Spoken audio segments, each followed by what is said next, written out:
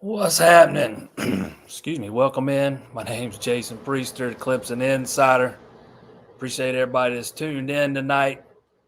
Before we jump in, I want to thank our sponsors over at A Glass. 2 locations over there in the PD. One in Florence, one in Sumter. Take care of all your auto glass needs. They do replacement, repair. Get yourself free quote today, myaglass.com, or go see them.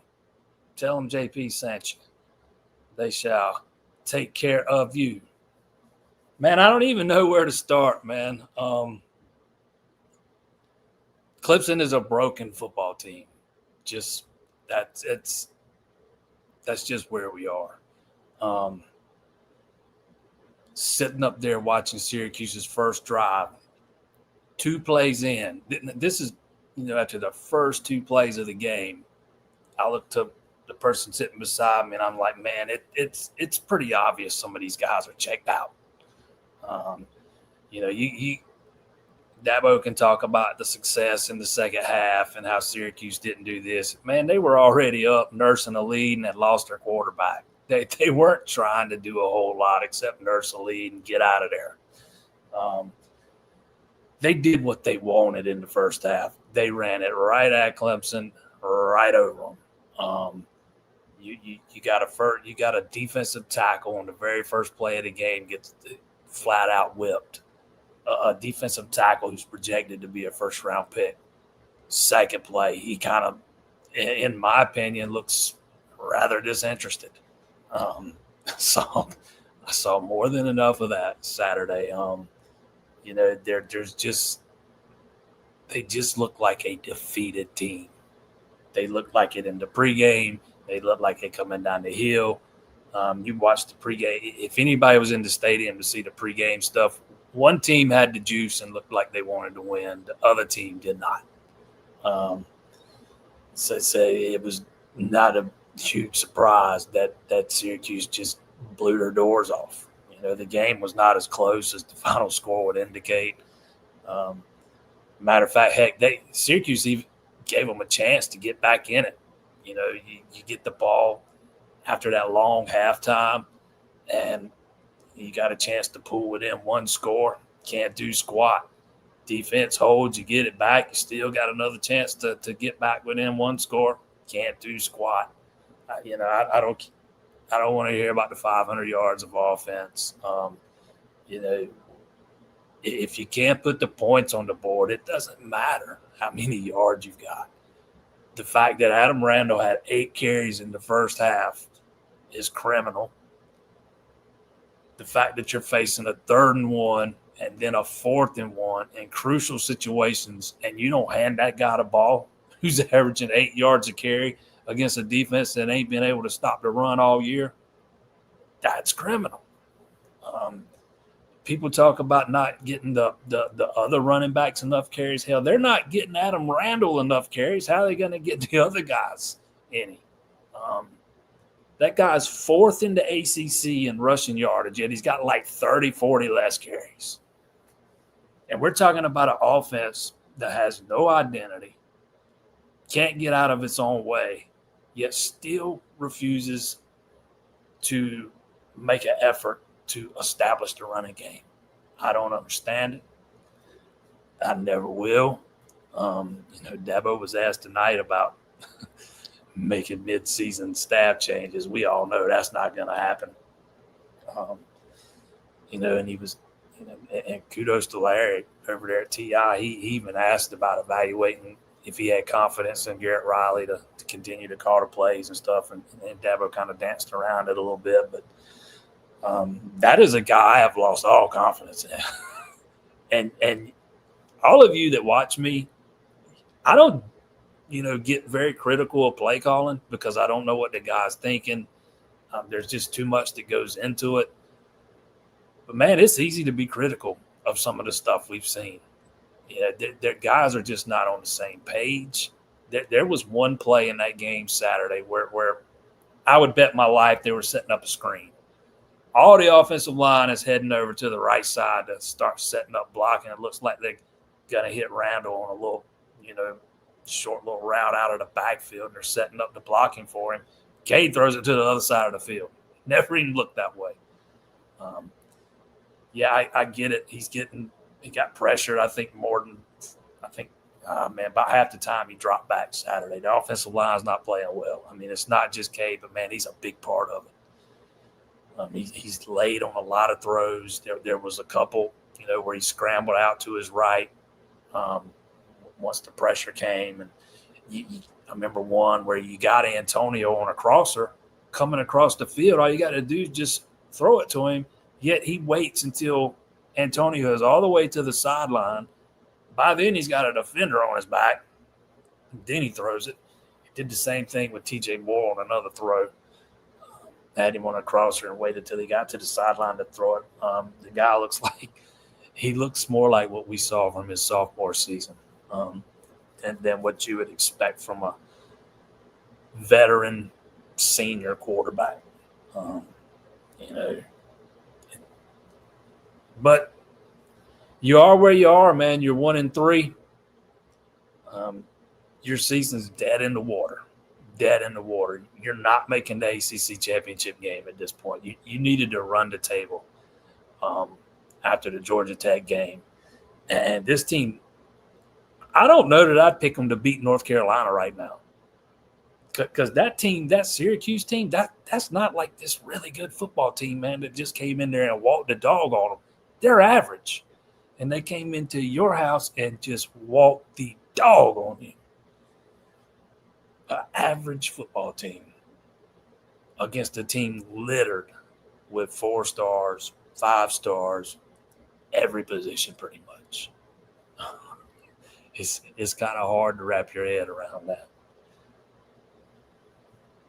Somebody's asking me if I've talked to recruits. Yeah, I've talked to a few. I guess you mean wanting to know if they're going to stick because of the suck that we've seen.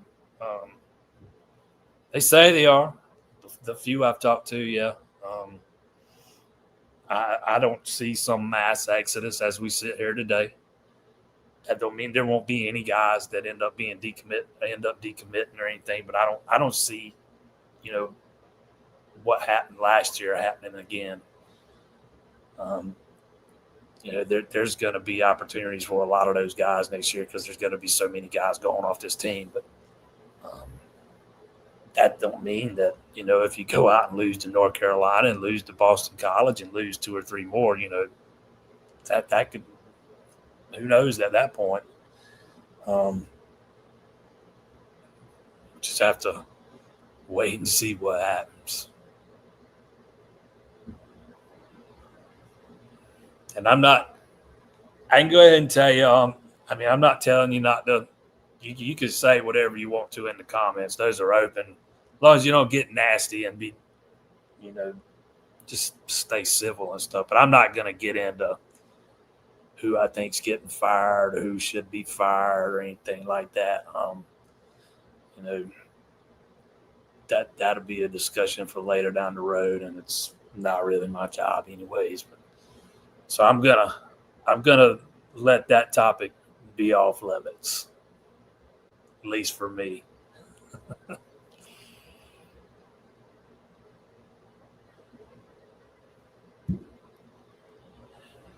First one, Aaron says his grandfather and his wife's grandfather played under Frank Howard. A few times this year, the fans have booed, and she thinks it's classless, and I think it's warranted. My thoughts? If a team has earned the boos, boo away. Dabo Swinney kind of echoed those same sentiments a couple of weeks ago when they stuck it up in the first half against Troy and were getting booed. Matter of fact, he said he was booing too. I mean, he was being facetious, but we all know what he meant. 95% of the time, I'd say you shouldn't boo your home, the home team. But I do think there are, exceptions to that. And I think what we're seeing right now, I think some booing's warranted. I've heard it a couple of times this year, like you say. I've heard it twice already. I heard it Saturday, and I heard it against Troy. And if that Georgia Tech game would have been at home, we'd have heard it that day too. I think this team's earned some boos, man.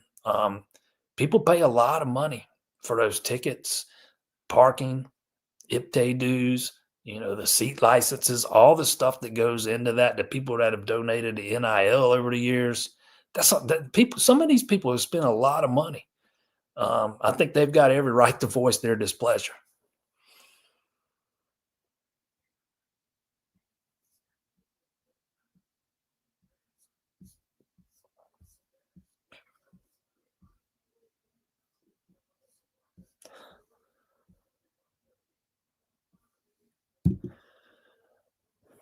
My man says it's only up from here at this point. I guess it can't get any worse. I don't know, man.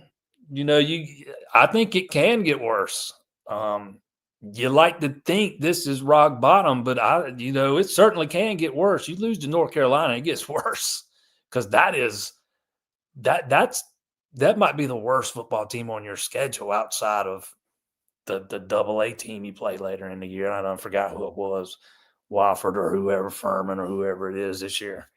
North Carolina might be the worst of the bunch. You lose to that team, and it's all of a sudden a lot worse. Then you go on the road and lose to Boston College, it's even worse. Yeah, I certainly wouldn't call this rock bottom. You like to hope that it is, but I think the possibility is there for this team to fall a little bit further. If something doesn't change from what we've saw, particularly Saturday, this team's got a lot more losses coming, man. I asked Dabo Saturday night after the game how hard it was going to be to keep these guys bought in, because in this era, everything's about the playoff. Nobody cares about the Pop-Tarts Bowl or the Mayonnaise Bowl or none of that crap, man. If this team makes that kind of bowl game, half of them ain't going to play in it. They'll opt out. Nobody cares about that. It's playoff or nothing, particularly for this team. It was playoff or bust. So how do you keep those guys all bought in?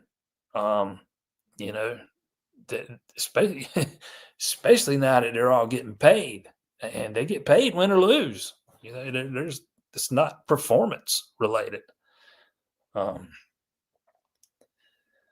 I don't know that I would agree with saying it can't get any worse, because I think it can. I hate to say it, but I think it can.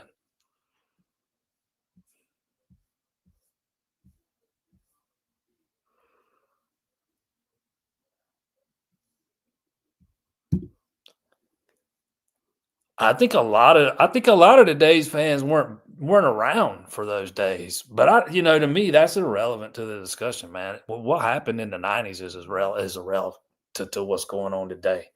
Um, most of those teams weren't expected to be very good. They were I shouldn't say very good, but most of those teams weren't expected to be national title contenders. You know, this team was, and this team, the current fan, make no mistake, there's a lot of spoiled fans out there that did not enjoy the success that Clemson was having at the time, or at least not enjoy it enough. But Dabo's kind of raised the standard. I'm not going to say best is the standard, because I think that term gets thrown around way too much, and people they throw it around without even knowing what it means, because it doesn't mean be the best team every year. That's not what best is the standard means. And Dabo's made that clear a dozen times over the years, but he has raised the standard. That the expectations were high this year. And it'd be one thing, man, if you were going out there and getting beat by better football teams and not stinking it up. But, man, this team just looks lost. And it's kind of got Dabo in uncharted territory here, because I don't ever recall, any of his teams at least not being motivated. He's always been able to find the right button to push. Go back to 2 years ago. You're 4-4. The whole world's falling apart, and somehow he keeps that group together and they win 5 in a row. I don't know that he's going to be able to do it with this group, man. We'll see. But it's going to be tough sledding. But Yeah, a lot of the fans weren't around for the '90s, but I don't know that that's relevant. I think it's apples and oranges, anyways.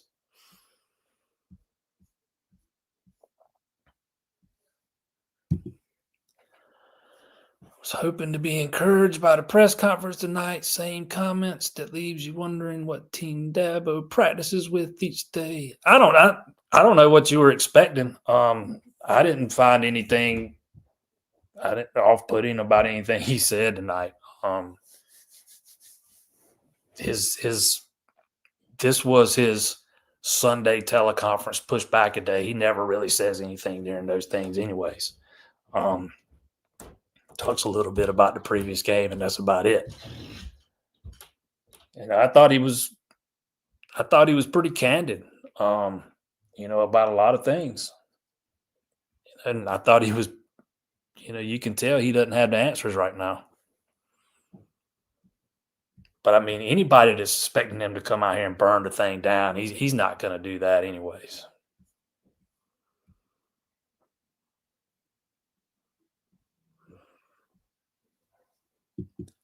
Do I anticipate any players sitting out to maintain eligibility? I don't know. I haven't heard anything about that. If you do that, if you decide, especially some of these better players that have the better deals, you kind of missing out on the rest of the money from that deal. Because if you say I'm sitting out transfer, I'm sure there's some language in some of those contracts where that'll make those deals null and void.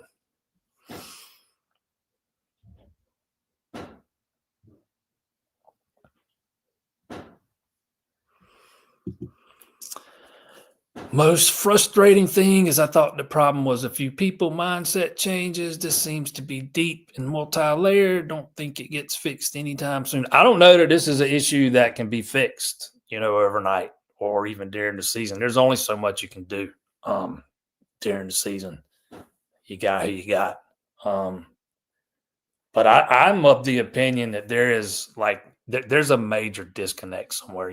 Everybody's always moaned and groaned about Dabo being too involved in the play calling or too, meddling in this, being too over involved in this or that.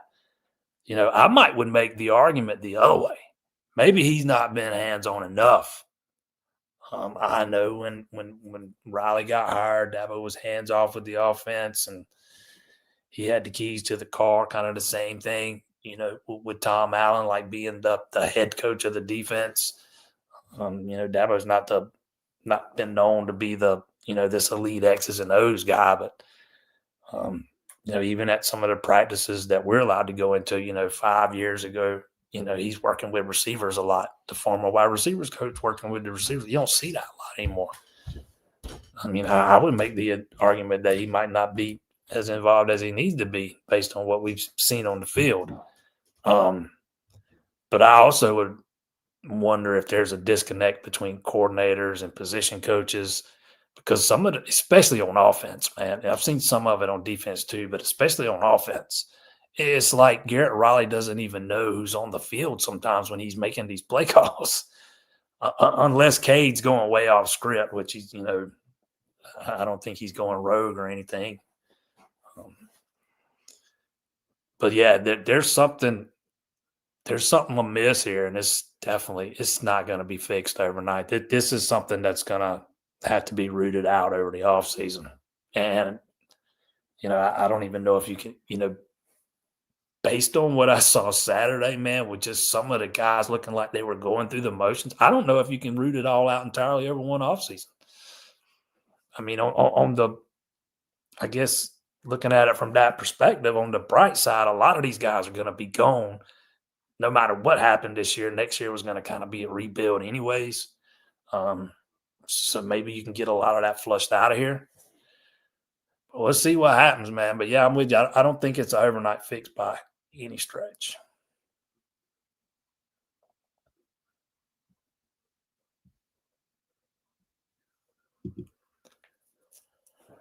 Think you have to put who is playing harder in the games as starters, Lawson and Helt as the defensive ends. Lawson's played his rear end off, man. He's been really good. We talked a lot in the offseason about how they needed him to improve, particularly against the run. I think he's done that. And TJ Parker's kind of been an afterthought. That there was one guy ran right by him the other day. I thought he could have easily made the tackle. He didn't even make the effort. It's going to be – I'm kind of curious to see how this thing plays out over the next few weeks, because I know, I always – and I still believe that Dabo doesn't sit guys that he thinks gives him the better chance of winning. I 100% believe – I don't believe it. I know it. That guy wants to win as bad as anybody does, and he hates to lose.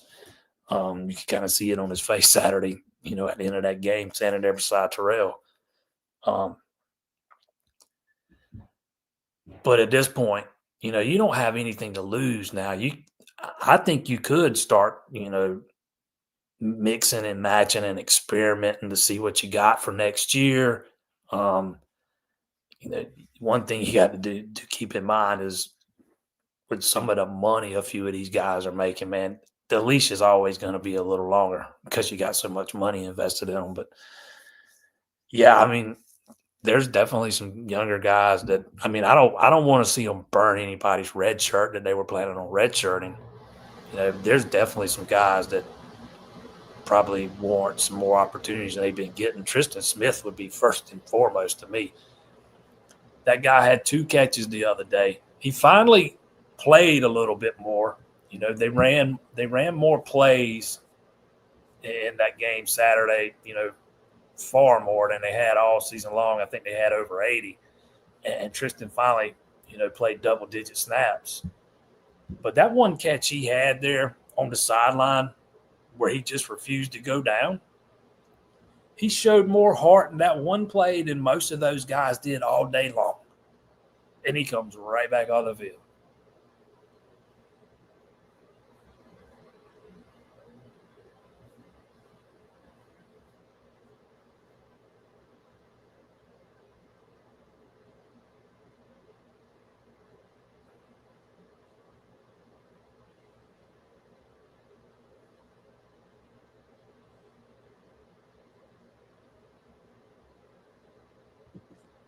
Seems to me that the 3 portal players are not very welcoming from – I don't buy into that either. Matter of fact, Tristan Smith talked a lot about how welcoming everybody was before the season started. Golly, I'm trying to remember exactly what he said now. I think he was talking about Antonio. Don't hold me to that. You'd have to go back and listen to it. But, I don't think that's it at all. I don't think that's it.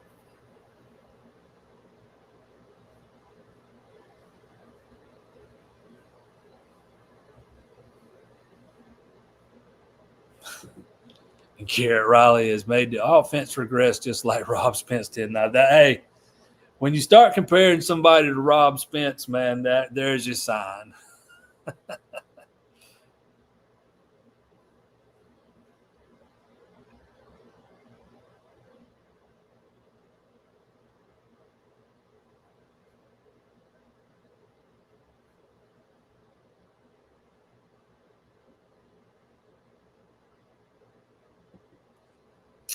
Third and fourth downs and short, no Randall. Yeah, I don't get it, man. I do not get it. I thought, I thought when Dabo was asked about Riley earlier tonight, he didn't say a lot, but man, if you read between the lines there, and apparently, when they hired him, as a 3-year deal, so a lot of people were mistakenly thinking he's in the final year of that deal, but they extended him a year after last season, so he's actually signed through next season. For those of you who do not know that.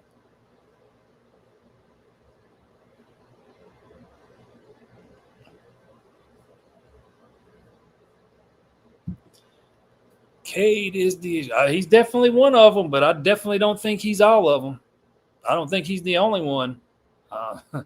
there's been some balls that have hit guys dead in the hands and go right through them. I lost count how many drops they had the other day. Antonio had one. TJ had one, even though he wasn't technically tabbed with one. I had him with one. Wesco had one, another big one. But no, he is a big part of it. He looks like a sophomore again, man. He's making wrong reads on simple, zone read type stuff. Twice he should have handed that thing off to Randall, and he didn't, and he gets blown up. Granted, he's not getting a lot of help from his offensive line. You could tell Tristan Lee was nowhere near healthy the other day, man. He just got – he probably shouldn't have been out there. Blake Miller was terrible. Sadler was terrible. Thought Linthicum played pretty well beside the 2 penalties. I'm sure that's something Syracuse saw on tape and alerted the refs to before the game. When your quarterback's struggling that bad, why not hand it to your running back there who's averaging 8 yards a carry, man? I just don't get it. They are, as much as he's struggling, I don't think he's being put in the best position possible to succeed.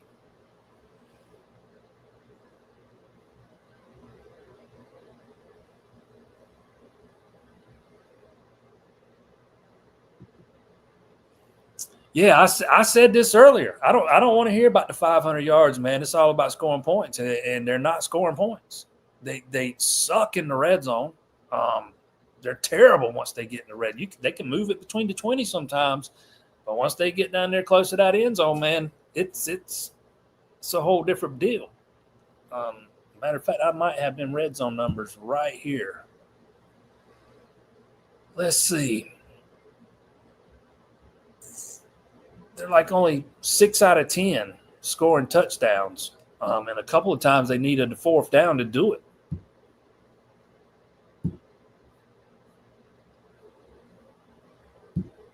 And the red zone defense is even worse.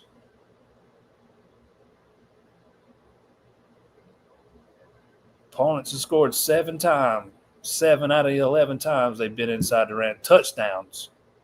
7 touchdowns.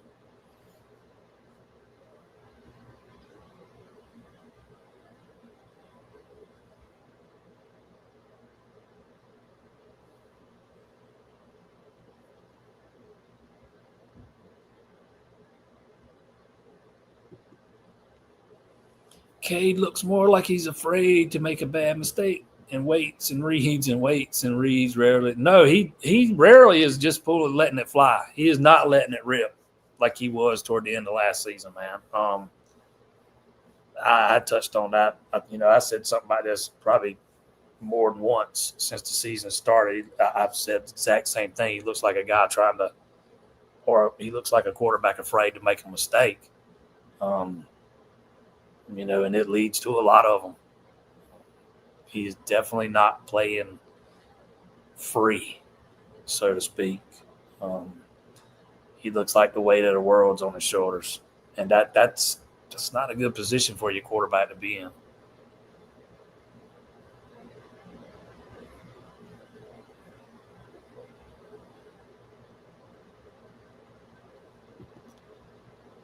Still getting a vote of confidence in his QB. Yeah, but Dabo did not slam the door shut today on replacing Cade. Anybody listen to it, man, you go back and listen to it again. He did not rule that out. He did not slam the door shut. He just said right now. And he said, I don't know what the future holds. So he absolutely left the possibility open. He just said right now, Cade's still the starter.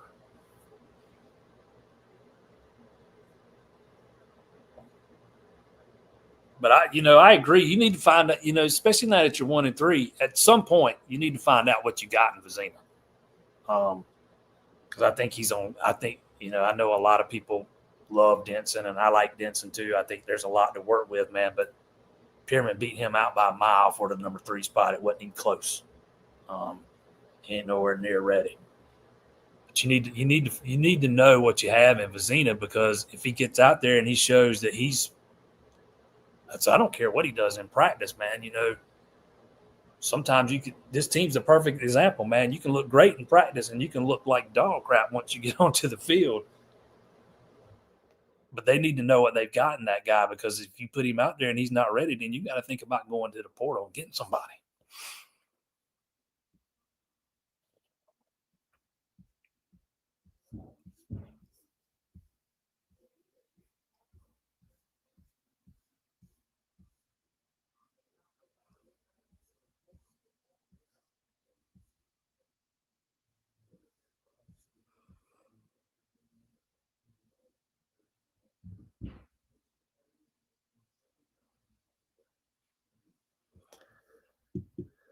Dabo needs to adapt. I think Dabo's done a fairly well job of adapting so far. I know everybody's not going to agree with that. I think it took him a little bit to kind of fully embrace the NIL stuff, but he finally did. He's got a way he goes about doing it, and I'm not totally against, handing high school guys blank checks coming out of high school, but they're all in on the rev share stuff. Man, there's over $20 million invested in that roster this year. They spent what they had. So, I mean, it's not that they're not paying guys; they are. And again, going back to the offseason, nobody was. I don't remember anybody hardly crying about how Dabo refuses to use the portal. I don't remember any of that anymore. Most people were mad because he didn't go get a punter out of the portal, but nothing else really. He might have had one or two here and there moaning about not getting a running back, but by and large, people were happy with the moves he made. And I thought, I kind of was too. I thought maybe they would think about taking a safety, but they didn't. I didn't think that was, anything egregious. I thought they needed a defensive end. Thought they were a year late doing it, but he went out and did it.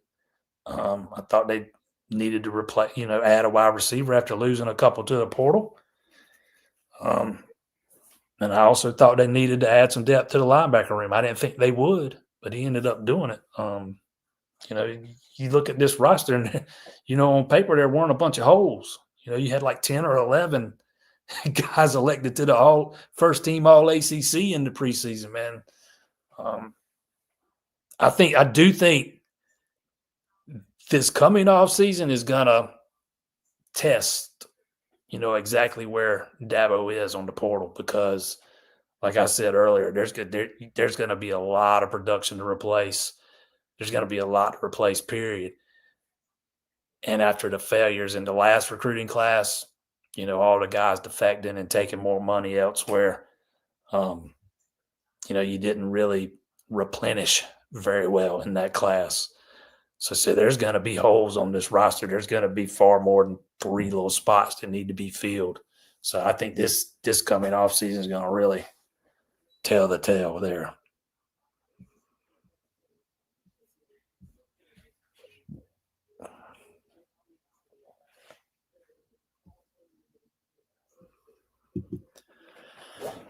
Until they prove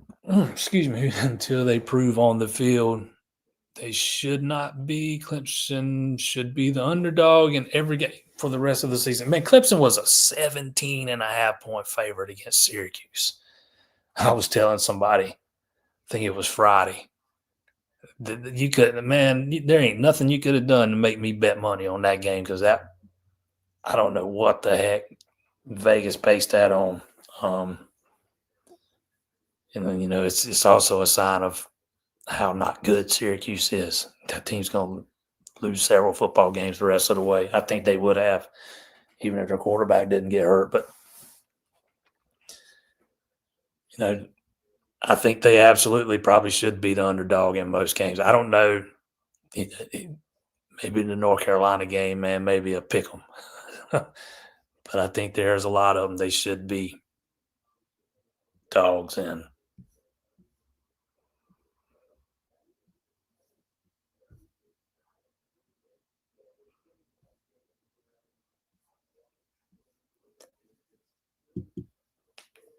No leadership.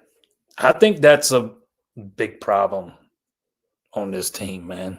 I don't know who the leaders are, to be quite honest. Dabo was talking about the leadership council earlier today, and it's one thing for guys to get up in there and talk to everybody, in a meeting setting.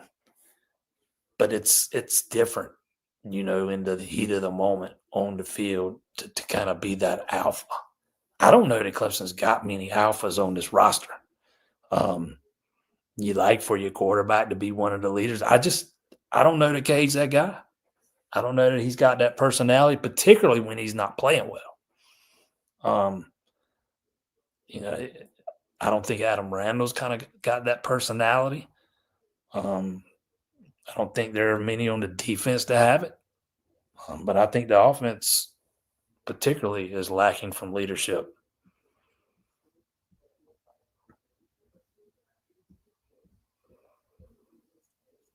I see a lot of people bitching about the coaching. See, I don't think the staff's littered with all these terrible football coaches, and I don't care who the analysts are way down at the bottom of the list, man, because they have very little impact on the actual coaching.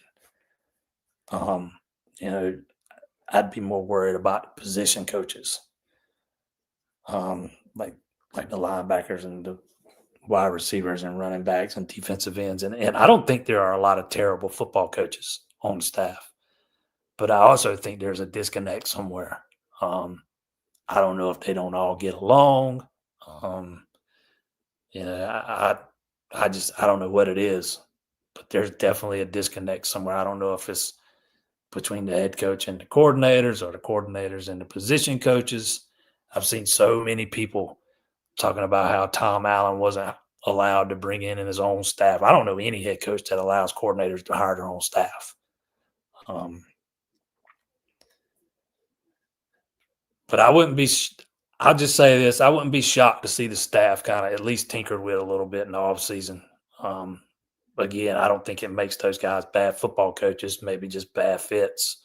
I do think at one time Dabo had too much inexperience, particularly on the offensive side of the ball. But I think he's at least made an effort to kind of rectify that by bringing in Riley and Matt Luke. Because at one time, you had Streeter and Thomas Austin, guys, Streeter had a little bit of experience running an offense at Richmond, I think 3 years, many, many, many moons ago. But Austin had only had like 1 or 2 years of experience, and that was right about the time he was bringing Spiller on, who had none, and Christian was still early in his career. You just had too much at the same time. But right now I think they got a good mix. To me, I get tired of people putting it all on the coaching, man. At some point, players got to accept responsibility, some accountability. I take that onside kick the other day. Those guys were warned right before they went on the field to be ready for the onside kick. And Jamal Anderson is nowhere near ready for it. So, I mean, at a certain point, players got to accept their role in this too.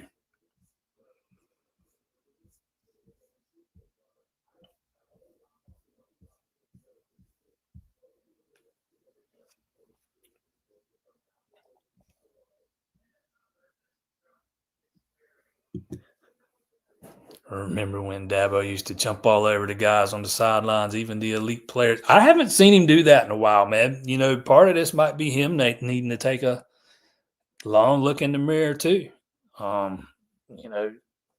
do think that as we get older, most of us tend to mellow out a little bit. Maybe that's going on with him to a degree.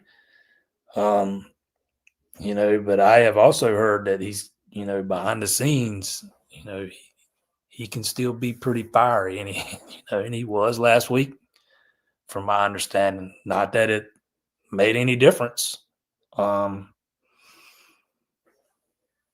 I also remember half the fan base dressing Dabo down when he used to do those things, like when he dressed the punter down, man, and Clemson fans talking about how classless it was, even though the guy went out and did exactly what he was supposed to do.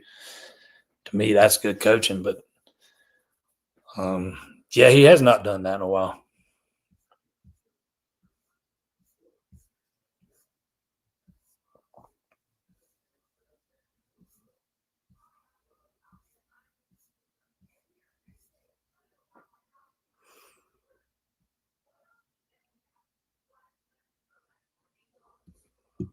Yeah, see, I can't tell you what was going through his head. That's what I'm talking about, the disconnect between coordinators knowing who's on the field when they're dialing up the play they're dialing up.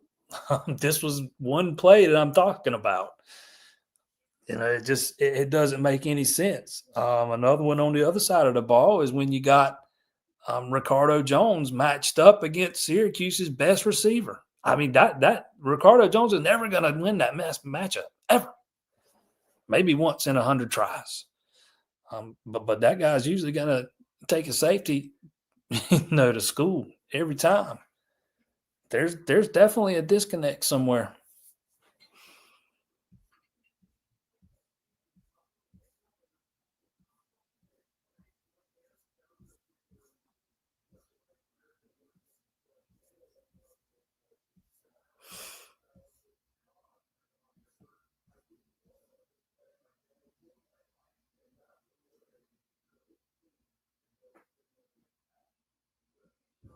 Somebody asking me, man, I think next year is going to be a rebuilding year in Clemson, no matter what. No matter what happened this year, I mean that game probably be ugly.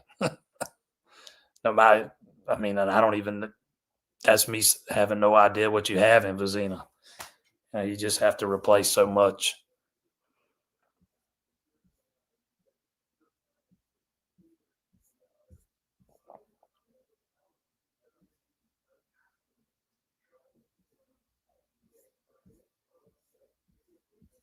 I think the offense is frustrated knowing Cade's issues will continue, so everything they do gets harder. Well, when you got, when he hits you in the dead in the hands with the ball, you need to catch it.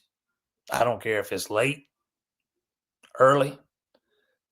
If he hits you dead in the hands, you need to catch it. And I've seen too many instances of that not happening.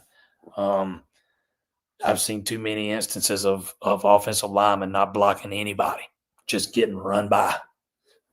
Saw it several times Saturday. I get it, man. Cade's been bad. Cade's been really bad at times. Um, I thought he was kind of Saturday. Those two, he had some really boneheaded things, but I also thought he did some good things. But he's far from the only problem. Far from it.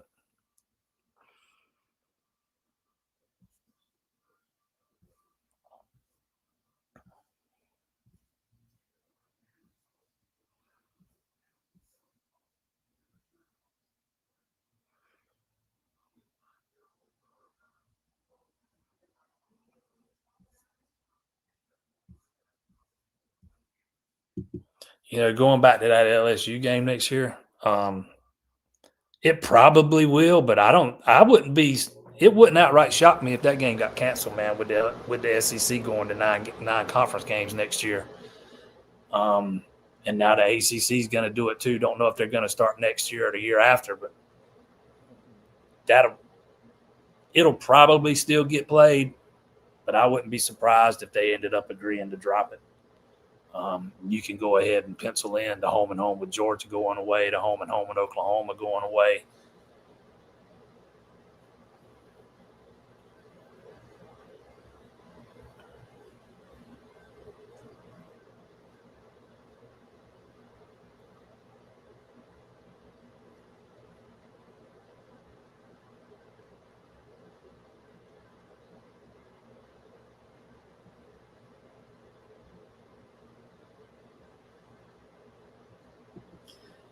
Even stranger to me is the best players appear to be just phoning it in. Like Woods, no, they put on a bad show in front of NFL scouts twice. Yeah, I mean, you might have been a projected first round pick in the offseason. It don't mean you're going to be one next offseason. That's one of the biggest mind-numbing things to me. I'm telling you, there's just so much wrong with this team, man, that it's really you can't just put your finger on one thing. There's issues everywhere. Some might be bigger than others, man, but I think Adam Randall's been a bright spot, but man, he's got to stop fumbling. I mean, you can point to something with just about every guy, at least the regulars. It's bad, man.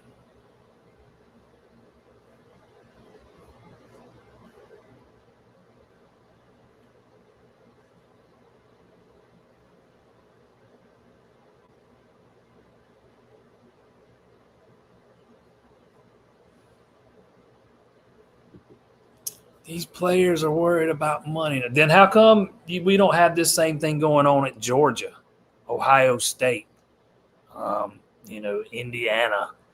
I can keep going and going. Oklahoma. They don't have any. A lot of those teams has got more money invested in their team than Clemson does. If you want to count rev share and NIL, they don't have these issues. Other programs are finding a way to deal with it. NFL teams have been dealing with it since they've kicked it off the first time. I don't think that's what it is.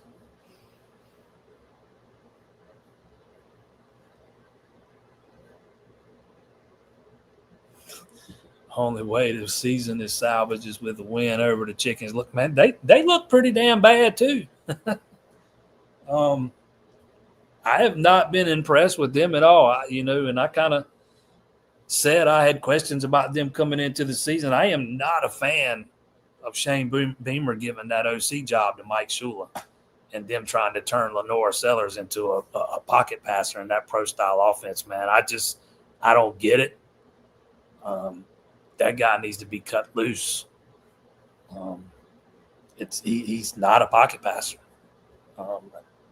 There's one thing I know about it. I've been watching that kid play football since he started his high school career. That guy is not somebody you need handcuffed to the pocket.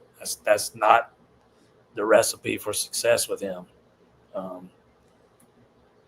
yeah, they at least they got 2 wins though. They could be 1-3 like Clemson.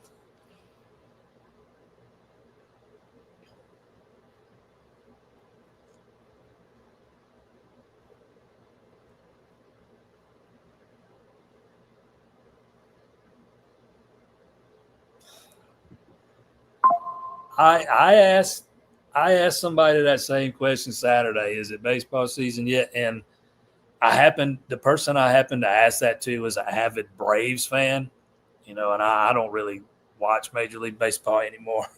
So I asked the wrong person because the Braves suck this year too. So then I turned around and asked one of the basketball guys, is it basketball season yet?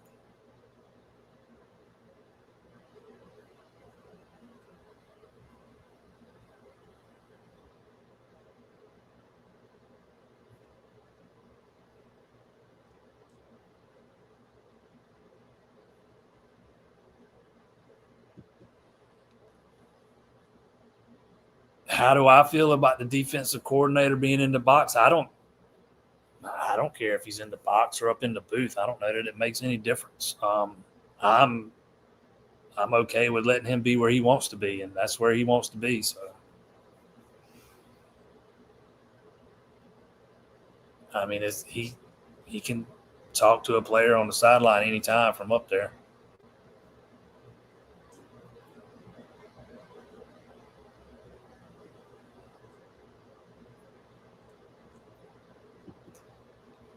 Get the same old song and dance from Dabo in his press conference. You guys ask the questions, but he danced around everyone. He keeps saying these guys will respond, but they didn't respond after LSU game with everything still on the table. I don't know what you want him to say. I mean, again, he's not going to come out and tear off. He's not going to come out and burn it down. He's not going to come, throw all these coaches under the bus. He's not going to come out and throw all these players under the bus. Matter of fact, I think he's been a little bit more critical this year than he has been in the past. He was very critical of Garrett after the LSU game. He's been very critical of Cade a few times. I don't know what more you want from him, unless you just want to hear him come out and burn it to the ground. He's not going to do it. It's just not who he is. Once you learn to accept that when he comes to the podium, he's not talking to you. He's mostly talking to players in that facility, the coaches in that facility, the guys on the support staff. And you get a lot less frustrated because he's really not talking to. He's not talking to us. He's not talking to the fans. That 99% of what he says is directed at those guys in that facility.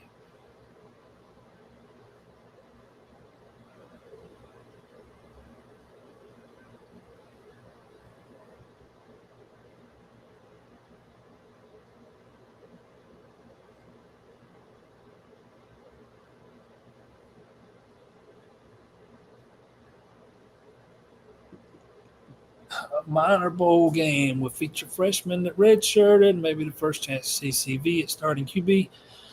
Not much to get excited about anymore with all the opt-outs. Yeah, there'll be a ton of opt-outs, if they go to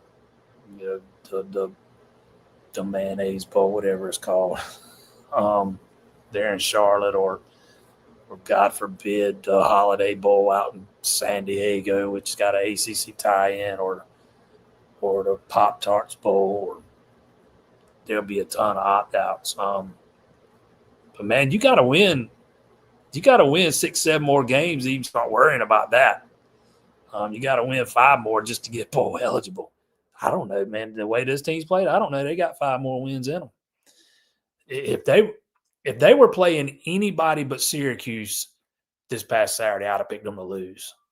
But I did make sure to add into my prediction there that the way they had to win was establishing the run early and sticking to it. Well, stick to it. They did not. Establish it early. They did not.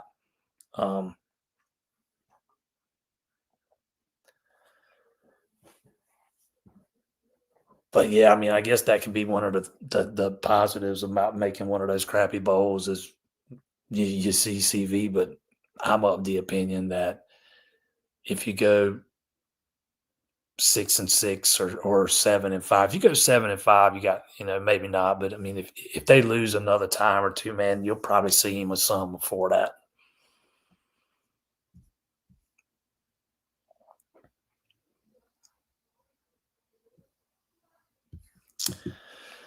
Listening to Dabo's teleconference, I don't believe he's going to make any change. I mean, he's not firing anybody in the middle of the season. That's just not who he is. And he's not gonna tell you about any personnel decisions. Even on a Monday. They haven't even practiced one time since the Syracuse game yet. So I mean, there's not really anything to talk about in that regard. Again, I didn't think he totally shut the door on putting Vizina in at some point if things don't change. But I don't know what y'all are expecting in that 15-minute teleconference that he really rarely ever says much of anything in.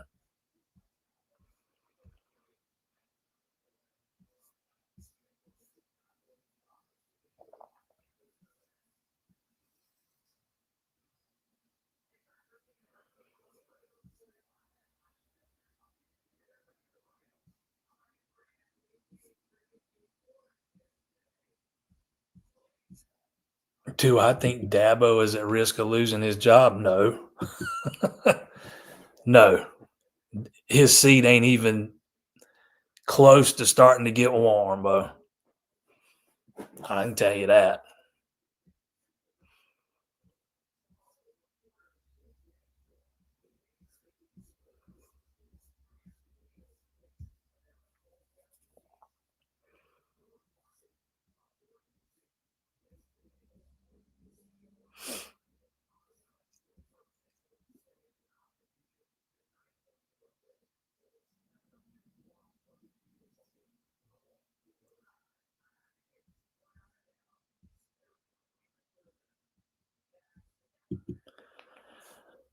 Any thoughts about the past winning being more about Venables and less about Dabo? Well, who hired Venables? I said it earlier. Dabo's not ever been known as this like elite X's and O's guy. He's always had to have the right coordinators in place. But guess what? Brent Venables ain't coming back, man. And I'm not necessarily talking to you, but I've seen so many comments about Venables in the past 2 days. That guy ain't coming back. He's never going to be the defensive coordinator at Clemson again. And I have a hard time wrapping my head around the fact that he is the only guy capable of leading a Clemson defense. There are a lot of defensive coordinators out there. There are a lot of college football teams in the last 20 years that have had a lot of success without Brent Venables as their defensive coordinator. Don't get me wrong, man. I love watching DV go to work, man. I love watching his defenses. I think that's a cop-out. Saying that it's all because BV left. I ain't buying into that. I don't buy into the fact that he took the fire when he left. There's a lot of coaches on this staff that have fiery personalities. Um, it don't seem to matter. The new defensive coordinator is pretty dang fiery. It don't seem to matter. I think you got more of a problem with not having many alphas on this team more so than not having fieriness or not having BV.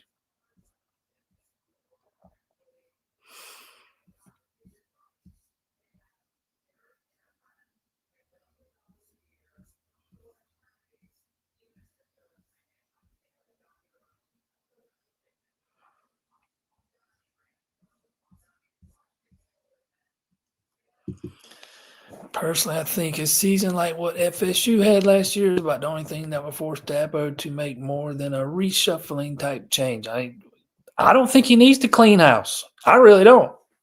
Um, you know, again, everybody wants to put all the responsibility on the coaches, and the players have no accountability. I don't get that. I don't get that line of thinking. You can't make a guy want it, man. He's got to want it on his own.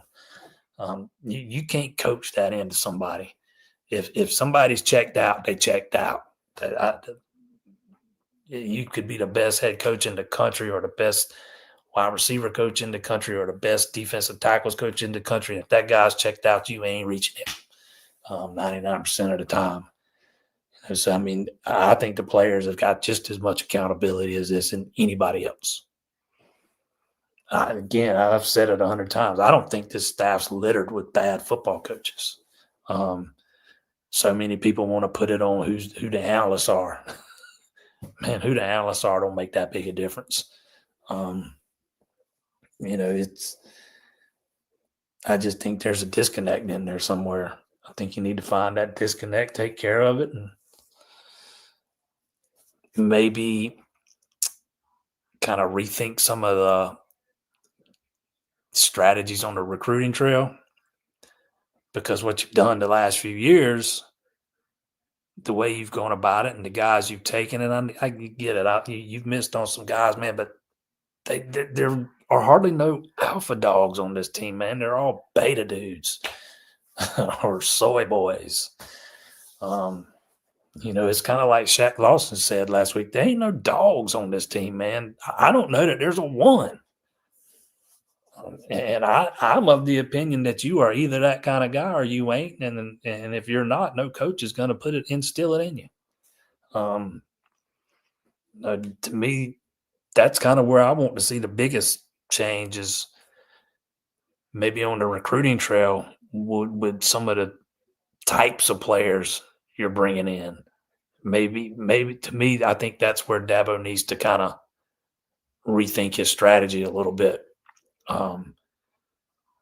He wants the guys to come in and earn the money. And man, that's noble. I get it.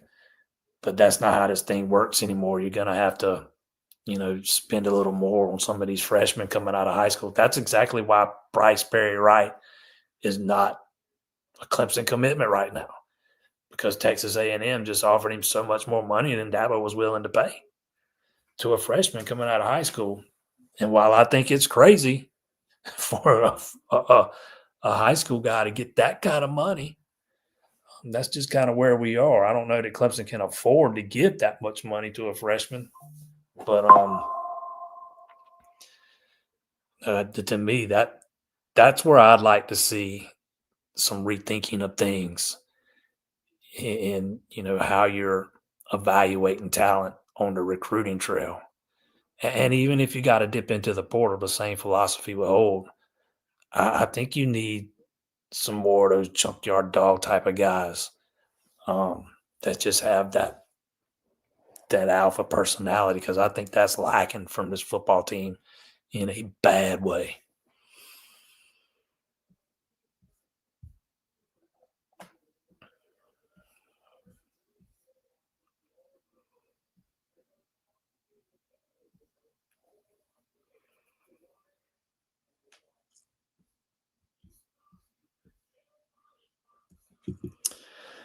Some fans worry Dabo can no longer get or find top QBs. It's true, getting a top 5 requires big money, but guys like Tier, Nussmeier, Sellers will always be there. Low ranking, high upside. Yeah, absolutely, man. It's like there's a guy on here that comes on here sometimes that's just obsessed with 5-star quarterbacks, man. How many five? Let's go back the last 5-10 years. The quarterbacks that have won the national title. How many of them were former 5-stars? I think it was very few. I know Trevor was one. There might not have been one since him. I have to go back and double check that. But you don't have to have one of the top. Matter of fact, Clemson is ample evidence of that right now. Klubnik, 5-star, top quarterback in his class. DJ Uyunglele, 5-star, top quarterback in his class. And both of them have been busts. At least Klubnik has at this point. It's all about finding the right guy to fit what you want to do on offense and developing him. And Clemson's not done a very good job of developing Cade.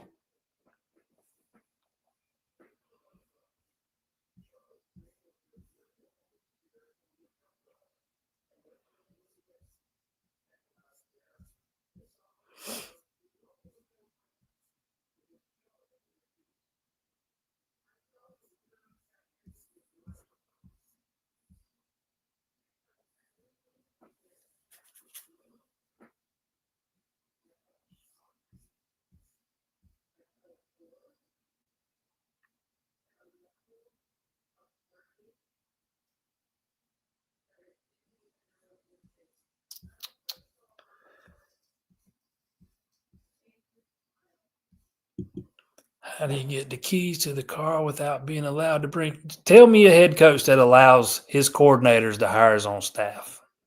I'll wait because I don't think you're going to find one.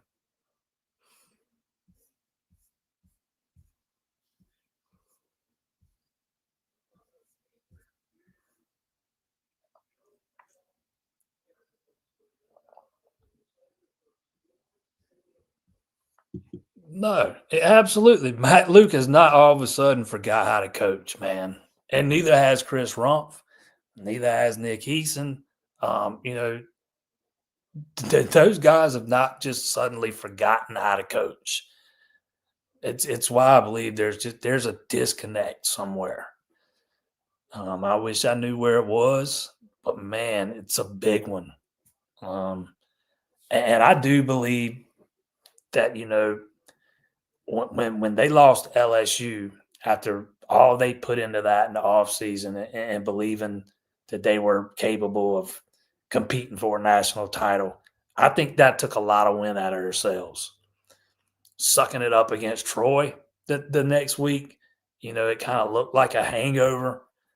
Then you go out and lose on a last-second field goal to Georgia Tech. I mean, those are some big blows, man. And for a team that I think lacks leadership, the wins kind of been taken out of themselves, man. Again, I thought a lot of guys looked like they were going through the motions Saturday. Like I said earlier, I don't want to hear about the lack of yardage Syracuse had or the lack of success Syracuse had in the second half. They had lost their quarterback. They were sitting on a big lead. They were just trying to hold on and get out of there with a win. When they were coming at Clemson for real, Clemson had no answer, man. They just went right at them and right over them. No, I don't believe Matt Luke's forgotten how to coach. Look how much improvement that offensive line showed last year. Same guys this year, and all of a sudden, man, it's like a night and day difference. And I don't believe some of those other guys have forgotten how to coach.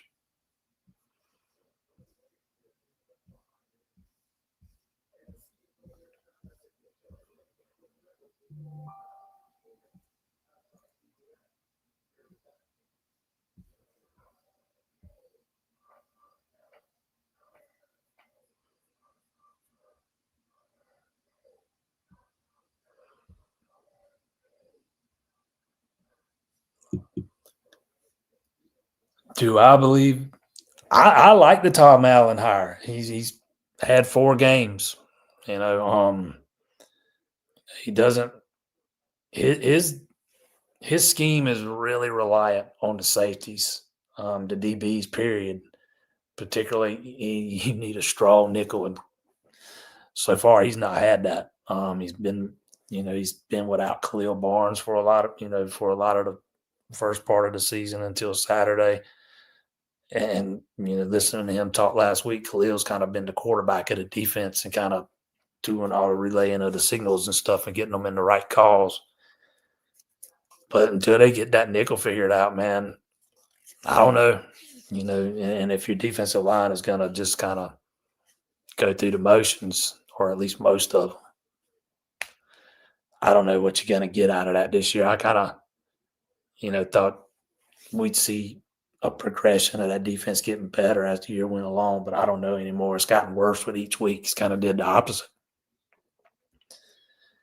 A lot of that's going to, what happens next year, a lot of that's going to depend on what happens over the offseason.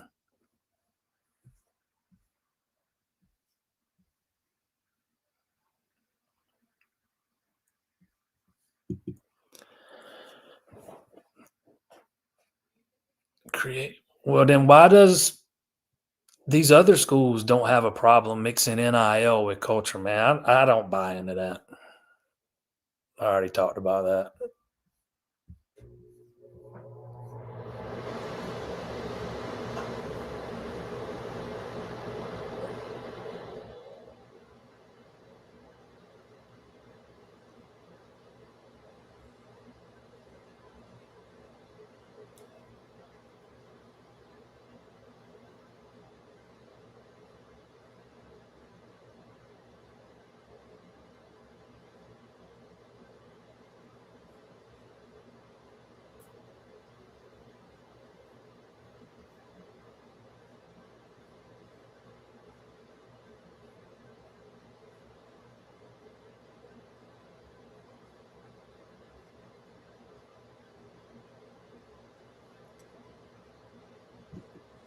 No way. Nolan gives a – I'm assuming you mean Cole. Yeah, I don't like that rotation either, but if you go back and listen to Tristan leading up to the season, every time he's asked about, what's been the hardest part about coming to Clemson, he always talks about learning the playbook, how he's had difficulty learning the playbook.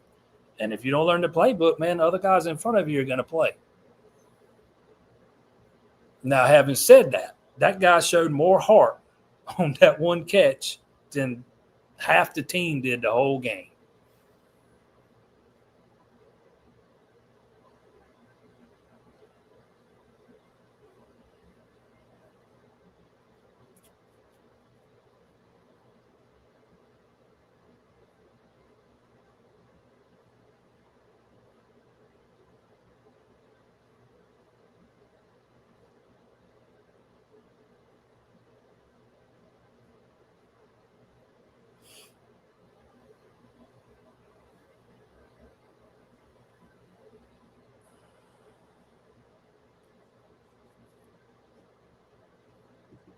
Yep. I think 5 of Randall's 18 carries came on that drive to start the second half. I think he had 4 or 5 in a row. He took himself out for a play to catch his breath, and then they don't go back to him. It's like Riley just forgot about him, man. He just forgets he had him. He comes off for a play, easy, comes in, they run something, then Randall goes right back out there. And, I don't know, man. I just don't think – I don't get the impression that Riley has a good feel for the game a lot of time, particularly in its biggest moments. And that was that drive to open the second half was about as big as it gets in that game. Because you're down 2 scores. If you score right there, it's a whole different ball game. And they had 2 opportunities at it because they held Syracuse, forced a punt on their first drive, so the offense got the ball back. Had 2 opportunities to kind of do that, and they just can't get out their own way.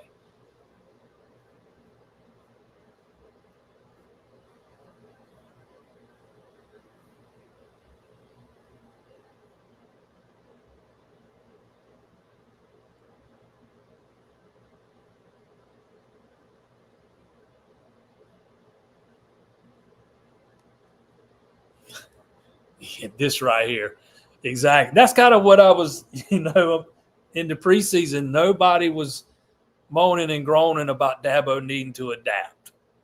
There wasn't hardly anything said about the portal except for the people thinking he should have went and got a punter out of the portal. Now all of a sudden it's a problem again. I think that's kind of like a revisionist history.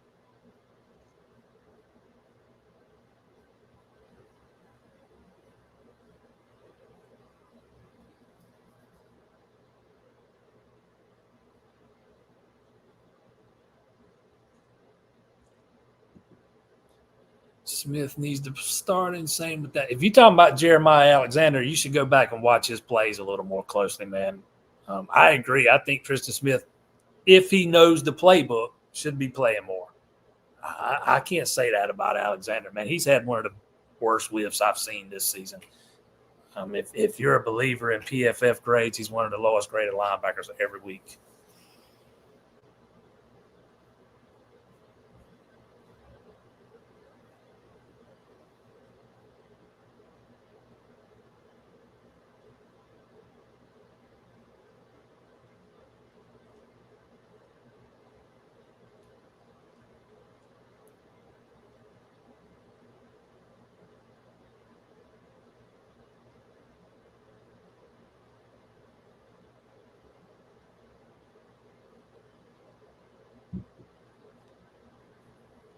If you don't think that QB answer is on the roster, don't you think so? I said that earlier.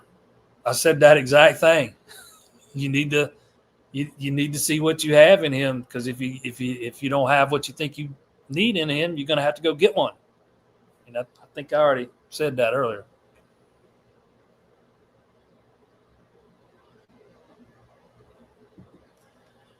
I'm still waiting on you to tell me what head coach allows the offensive coordinator to hire his own staff, because I don't know of one.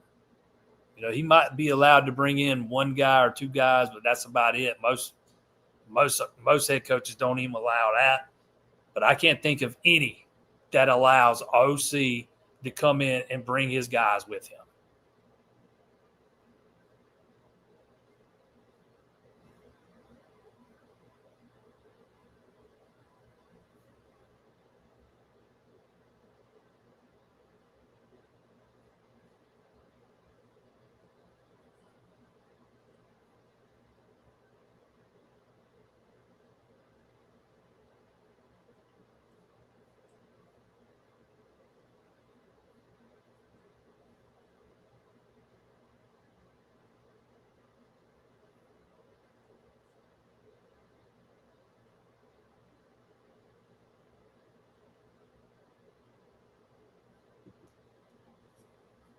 How are the? I think that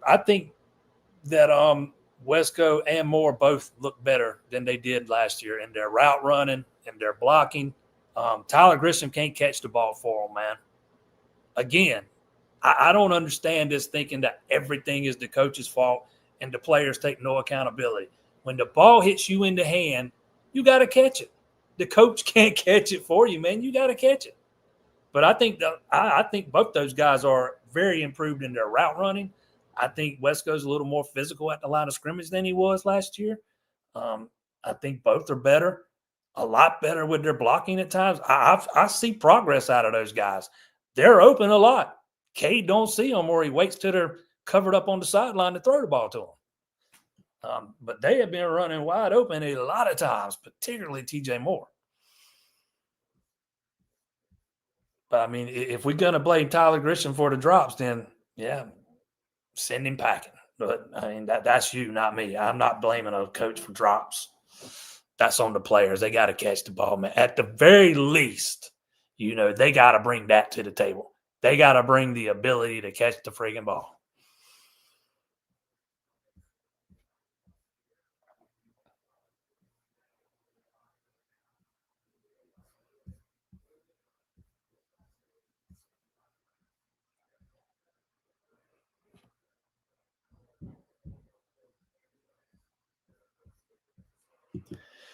Anybody thinks the offense is exactly the same from when Streeter was here or Tony Elliott was here, ain't watching it close enough, man. The route trees are different. There's some things, smaller things that are different that you probably ain't going to notice, like the spacing along the offensive line. I mean, but, you can see the air raid tendencies in some of the routes. But at the end of the day, man, a post is a post. Crosser's a crosser. You can dress it up how you want to, but a lot of that stuff's going to, kind of cross over from one scheme to the next or one guy's offense to the next. It's not the same playbook. I'll never convince you of that. Don't care. Believe what you want. I know for a fact it's not. Does that mean there aren't some things that were in the old playbook that are probably still in this one? Absolutely. But it's not the exact same thing. Matter of fact, there was a bunch of stuff scrapped, because one of the first things he wanted to do when he got here, because he talked about how much was being dumped on the players and it was too much stuff that they were never hardly using. So they scrapped a bunch of it. It's not the same thing, man. If he was being hired to come run the same exact offense Clemson was already running, he'd have never taken the job. Why would he? That offense has struggled so mightily for, 1, 2, 3 years.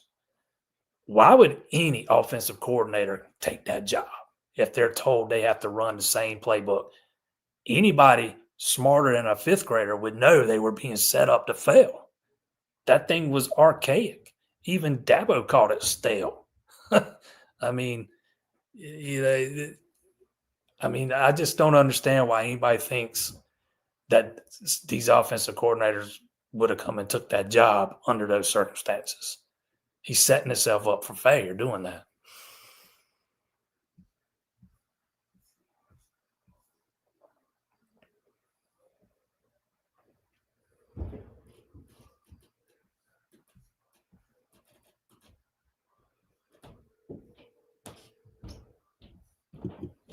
Nobody said I've never heard anybody say Garrett Riley's offense was the air raid. Not once. Not anybody inside that building, not him. Maybe fans who have mistakenly inferred it from other things that have been said. Matter of fact, they've kind of more referred to it as a dirt raid with some air raid tendencies, but it is not the air raid offense.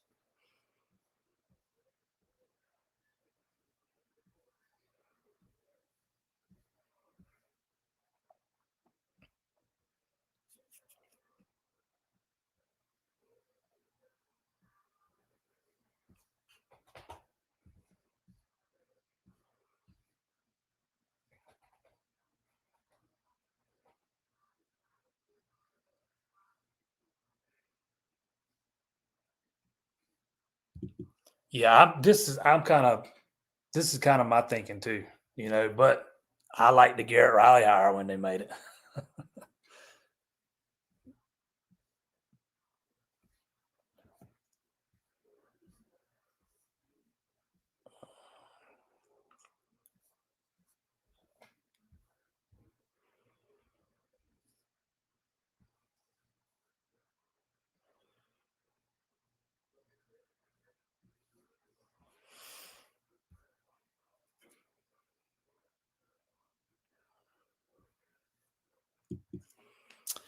With Matt Luke's offensive line looking really sad, should we be expecting a train of decommits from our monster O-line recruits they worked so hard to bring in the fold? Why? I don't think so. Why would they? First and foremost, these guys that are playing now aren't Matt Luke guys. He's trying to bring more size without losing the athleticism. For a while there, Clemson was focused more on athleticism than they were mass. But knowing most of these guys are going to be gone next year, and some of these guys coming in, these guys that are young on the roster now and the guys that are coming in the next class, there's going to be a lot of opportunity, man. Jobs are going to be open. I don't know why they would lead to decommitments. Again, at a certain point, I mean, like we were saying a minute ago, I mean, I think it's insane to suggest Matt Luke's all of a sudden forgot how to coach.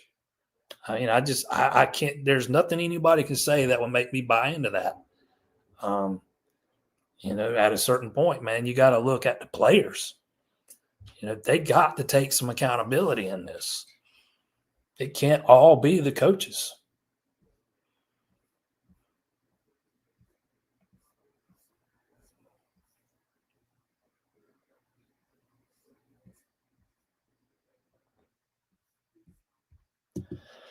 Other teams will use Clemson can't. Man, they've been saying that about Clemson since Deshaun Watson was here. It's I don't I think DJ was a bust. We saw him at Oregon State. We saw him at Florida State. Nobody else could develop him either. I don't know about Cade. I don't know if he's just a bust or he kind of is what he is, or he was overrated coming out of high school. But I think Clemson's track record has been pretty good with quarterbacks for the most part. And I'm of the opinion that they've got two really good ones already committed. I might like the Hughley kid the best out of all of them. I think Tate Reynolds has got a pretty high ceiling, but man, there's a lot to like about that Hughley kid, man. He's gonna be really good. It goes back to me earlier saying you don't have to be a 5-star to be a elite level quarterback at the college level, but Clemson, I've been seeing people say Clemson ain't developed a quarterback since before Deshaun Watson got here, and I just laugh at that kind of stuff because Deshaun Watson was a better quarterback when he left than he was when he got here. Kelly Bryant was a better quarterback when he left than he was when he got here. You can make the Trevor argument that Trevor kind of stayed the same, but he was that good when he got here. And after that, it was DJ, who I don't think anybody was going to develop. And then Cade, and I think the jury's kind of still out on that. I think that's a pretty good track record, though. Nobody's going to be perfect.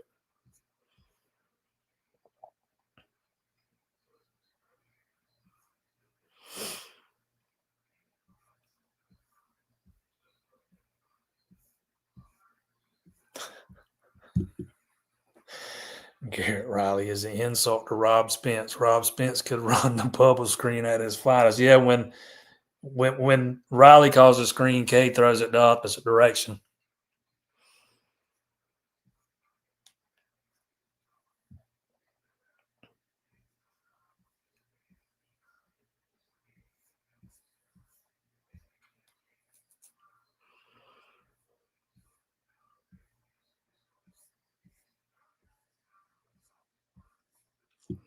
Any updates on Drake Quinn? He's still committed.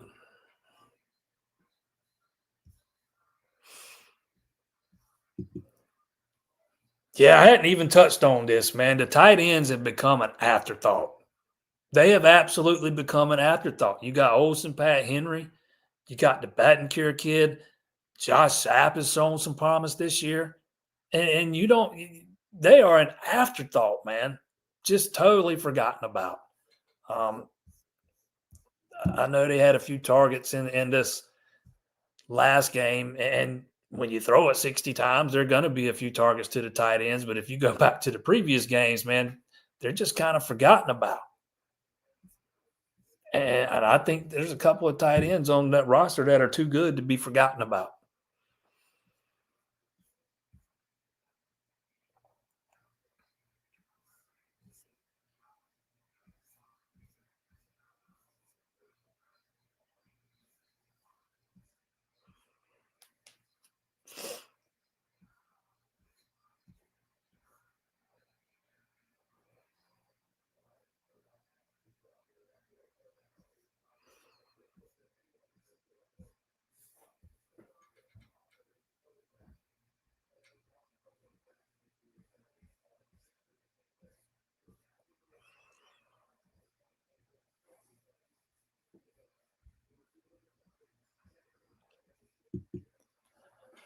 I touched on this earlier. All these other teams are able to, play good football, and their players are making money too. There's no reason why Clemson can't do the same. And Will Helt did not come here out of the portal, for no money. So, yeah, they're getting paid too. Maybe not quite as much as a TJ Parker or a Peter Woods. But those guys, Helt's getting paid.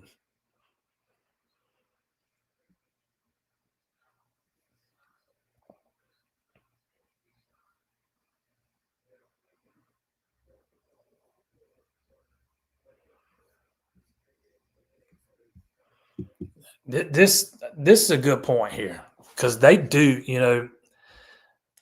the less is more thing. Players are doing the content for Clemson Plus. That used to be every year the seniors would vote on the social media ban, and players would technically supposed to stay off social media, even though most of them created fake accounts were still on there. But there's a lot of things they're asked to do, outside of football, man. You see the two right turn stuff, the podcast they do. There's a lot of stuff on Clemson Plus.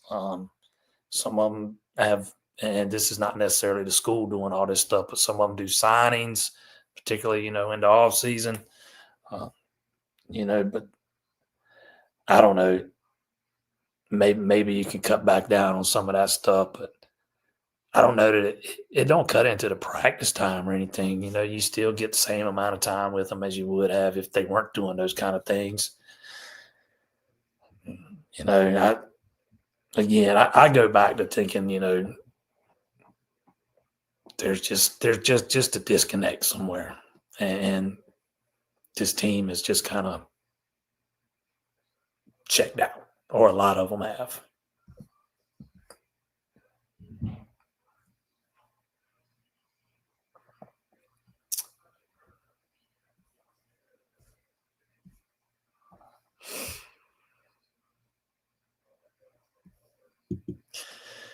What is the problem with the D-line? Only person getting pressure is Helt and Lawson. Shocked about how much Woods and Parker don't care at all. I think you answered your own question there, bud.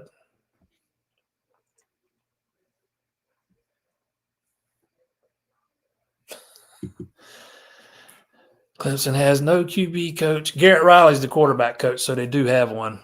The wide receiver coach is a good recruiter, but not a good development coach. Again, I think the wide receivers have showed some progress under Grissom. And I think Mike Reed's one of the best cornerback coaches in the country. And I also think Mickey Kahn does not get the credit he deserves. He's developed a lot of safeties, man, without hitting on a lot of big-time recruits.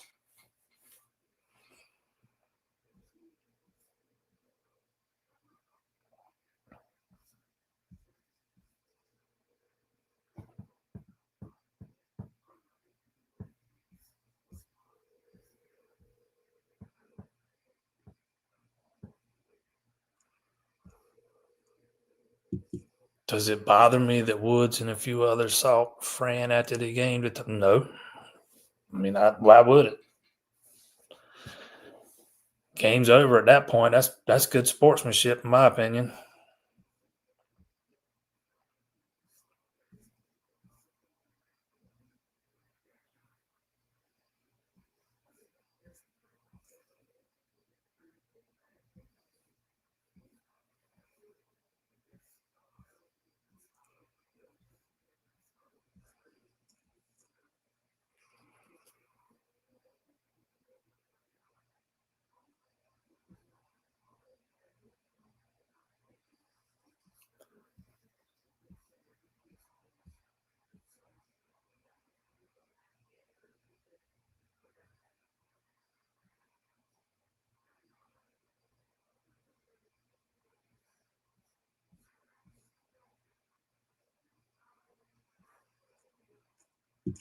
First person I have actually seen have a problem with Ben Boulware as a coach.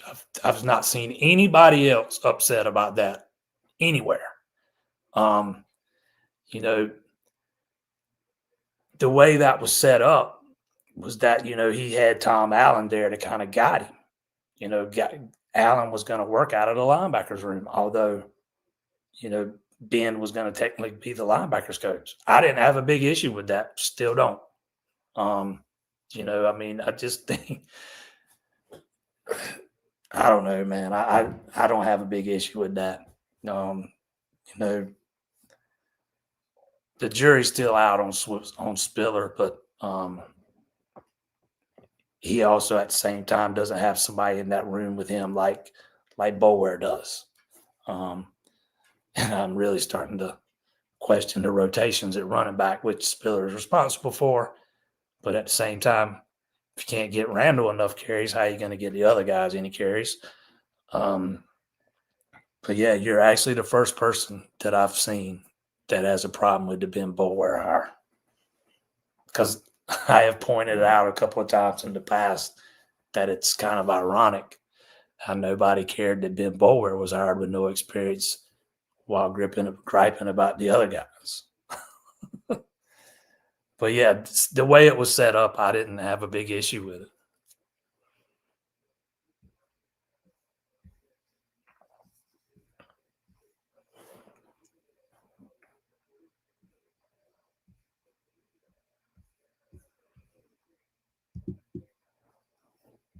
Where's Chad Morris and Jeff Scott at? Chad Morris is watching his boy play every weekend. And last I was told, Jeff Scott's got no interest in returning to coaching. The sport has changed dramatically since the last time he coached. As he known as a great recruiter, but those things that made him great, for a lot of guys, they don't care about that stuff anymore. Another thing I've seen a lot of this week, people pining for Jeff Scott to be the offensive coordinator. Guy's never been a play caller, never run his own offense. That's another guy with no experience. You're asking to come do something he's never done. Something else that's very ironic, in my opinion.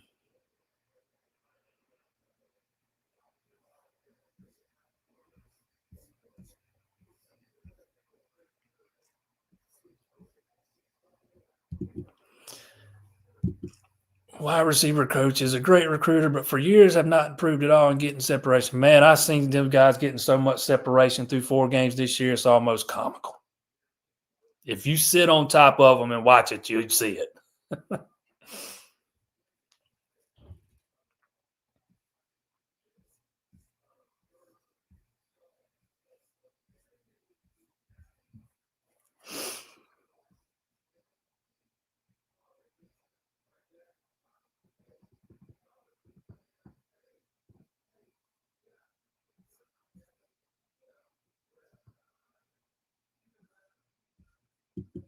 You can't.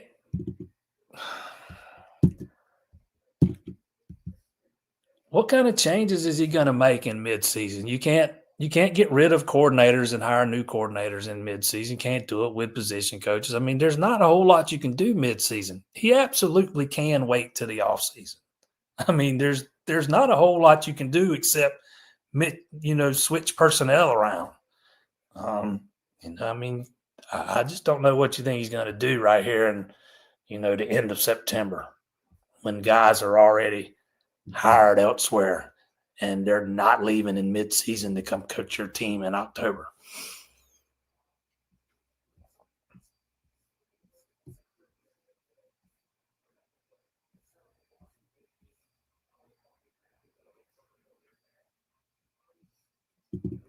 How do I know the players were told about a potential onside kick? Because number one, I got a source that told me that. Number two, Dabo said that in his post-game presser Saturday night.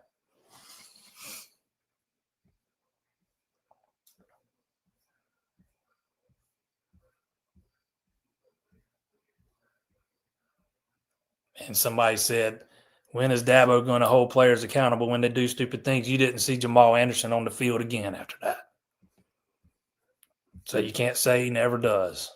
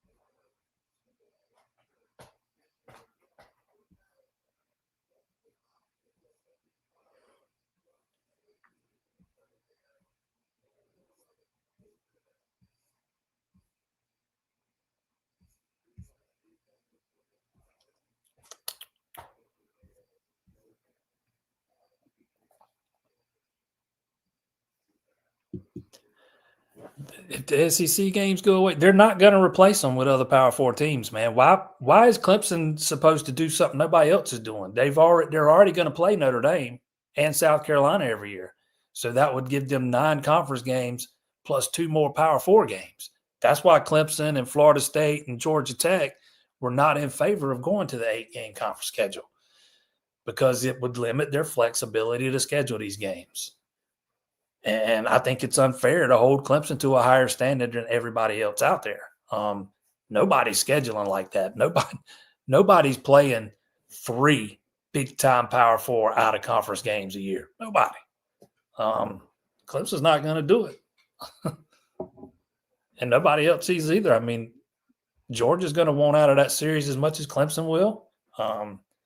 Oklahoma's going to want out of the other one as much as Clemson will. I mean, there's no reason to play them. There's way more risk than reward involved in those kind of deals.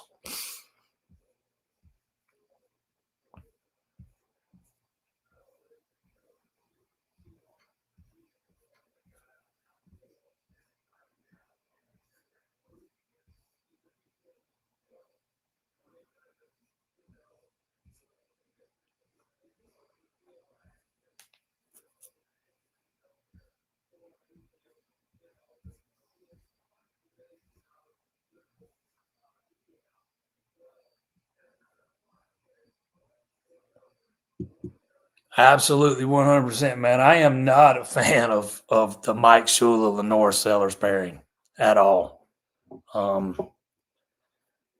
That kid's got to be cut loose. You can't handcuff him in the pocket.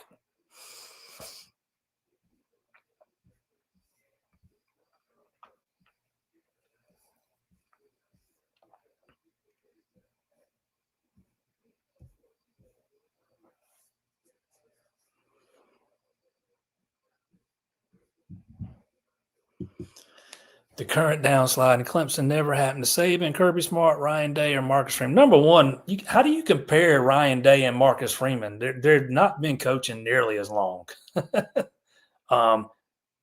Saban was smart and got out when he realized that he was not a fan of where this thing's headed. Who knows what would have happened? But to me, Saban's kind of in a group all alone by himself. There's never going to be another Nick Saban. But, man, I think it's a terrible comparison to say Kirby Smart or Ryan Day or Marcus Freeman never had downslides. Hell, Marcus Freeman ain't been a head coach for 5 years yet. You got to give him a chance to at least experience a downslide. And look at the start of their season. Theirs ain't been so great either. I remember the year before last, Ohio State fans wanted Ryan Day run out on a rail. So, I mean, his statement's not totally factually correct. And in my opinion, it's a bad analysis. It's a bad comparison anyways.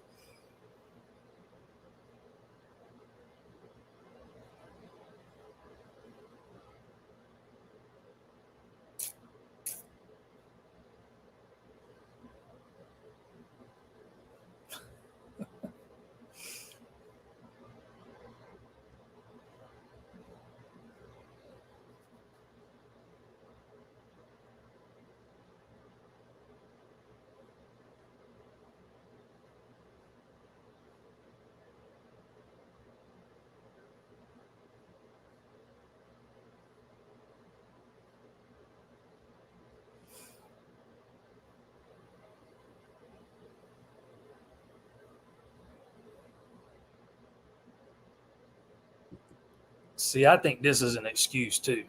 I don't think Brent took the fire with him. There's plenty of guys on that staff that have fire. I've seen it with my own eyes. Like I said earlier, are you trying to tell me that Clemson can't win without Brent Venables, that there's not another defensive coordinator in the country capable of fielding a defense good enough to win? I can't get on board with that thinking, man. I don't get me wrong. I love Venables. His defenses were fun to watch. But that guy's gone. He ain't ever coming back. If you think there's no coaches on that staff that don't have any fire, I don't know what to tell you. other than you're wrong. Um, you know, sure, there's only one Venables, but again, he ain't coming back, man. That he's a thing of the past as far as Clemson goes.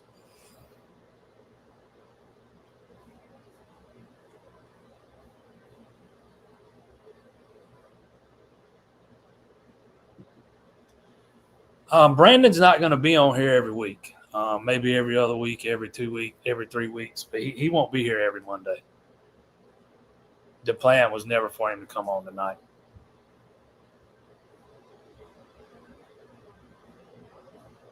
Oh my God.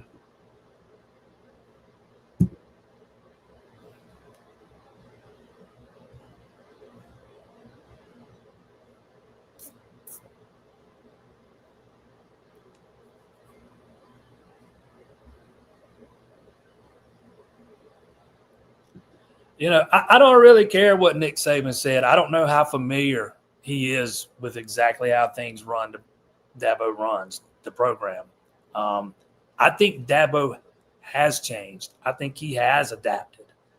Um, again, nobody was calling for Dabo to go hit the portal hard in the offseason because everybody, all y'all, 99% of y'all, me included, all thought that they had what they needed. That you had a spot or two that needed to be addressed, and he went out and did it. Um, Everybody was ecstatic that he went and got Tristan Smith, Jeremiah Alexander, and Will Help. Those, to me, those were the three biggest areas that needed to be addressed, and he did it. I thought he was a year late on the defensive end, but he did it. That's adapting. I think the big test is going to be this year because there's going to be so much that leaves off this team, and y'all can mock me for saying production or whatever. There's a lot of production and leaving from this team through eligibility. There's going to probably be some transfer out, whatever. So there's going to be a lot to replace. Next year's going to be a rebuild year. And Dabo himself has said that if he was starting over somewhere else, that he'd build his team through the portal. Next year, there's going to be a ton of holes on this roster. So that's going to be the test. We're going to find out exactly how heavily he'll lean on it when he needs to. But to this point, man, I haven't had these huge issues with his portal usage. If you got to go add 15, 20 guys every year, you got a problem somewhere. That's the way I see it. And I think Florida State's a good example. You're going to be hit and miss on what you get. Look what happened to them last year. They started off okay this year, but we'll see where they are at the end of the year. But, I mean, it's a crapshoot when you start adding that many guys.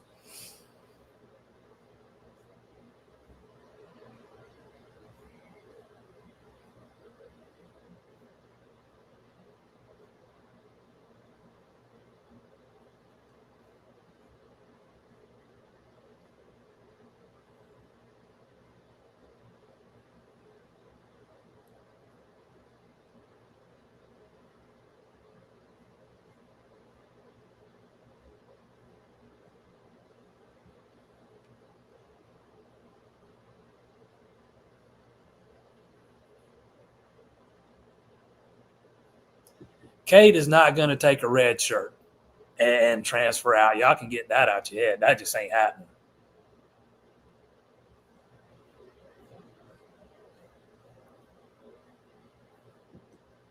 Who told you Clemson was top 10 in NIL? The on 3 NIL, whatever they call it, valuation thing. Clemson was not ever top 10 in NIL.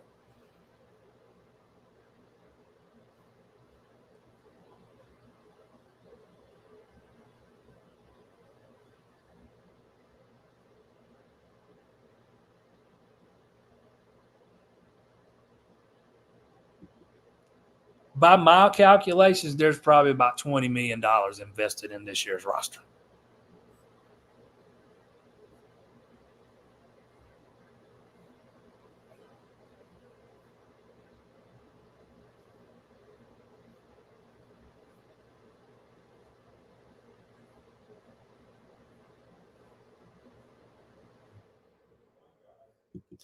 Clemson had tons of yardage. Man, I've said it 2 times now. I'll say it a third time. I don't want to hear about the yardage. I don't care if you have 500, 600, 700 yards. If you can't put it in the end zone, it don't matter how many yards you got. They had all those yards and scored 3 touchdowns. 3rd and 1, 4th and 1. You don't hand it to your back who's averaging 8 yards a carry. 3rd and 1, your quarterback makes the wrong read, keeps the ball himself, gets blown up. 4th and 1, you try to throw it. I mean, what they're doing on offense, man, there's just no rhyme or reason to it. None. The quarterback's been bad. The play calling's been bad. I think some of the rotations have been questionable. I mean, there's a lot of bad. Offensive line has not been good at all. I saw the number today, how many times Klubnik was pressured on his dropbacks against Syracuse, and I think it was over 50% of the time. And a lot of those yards came in the second half when the game was pretty much over. Matter of fact, I'll tell you exactly how many came in the second half.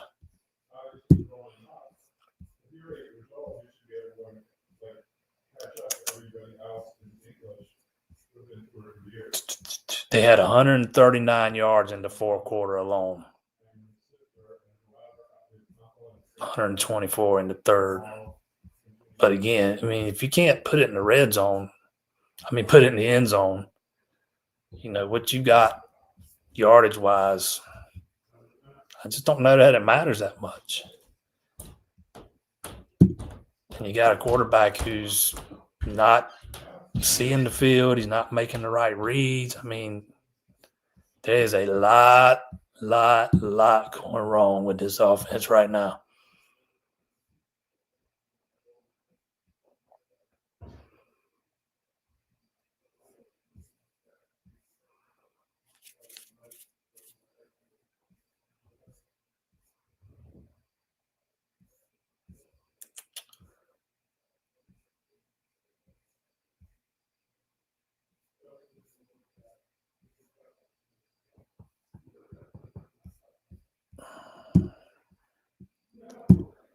Man, if y'all come put these crap links in there, I'm gonna ban you out of here every time.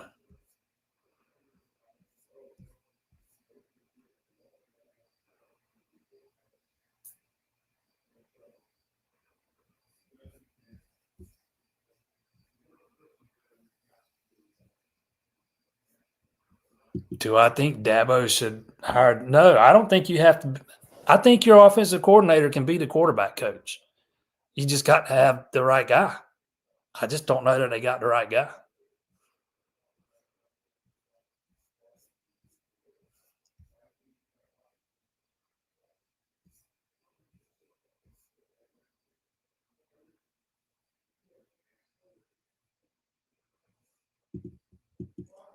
No recruiting service had Vizina ranked as a 5-star by the time he came out of high school. I think one did early on, but not by the time he left his senior year.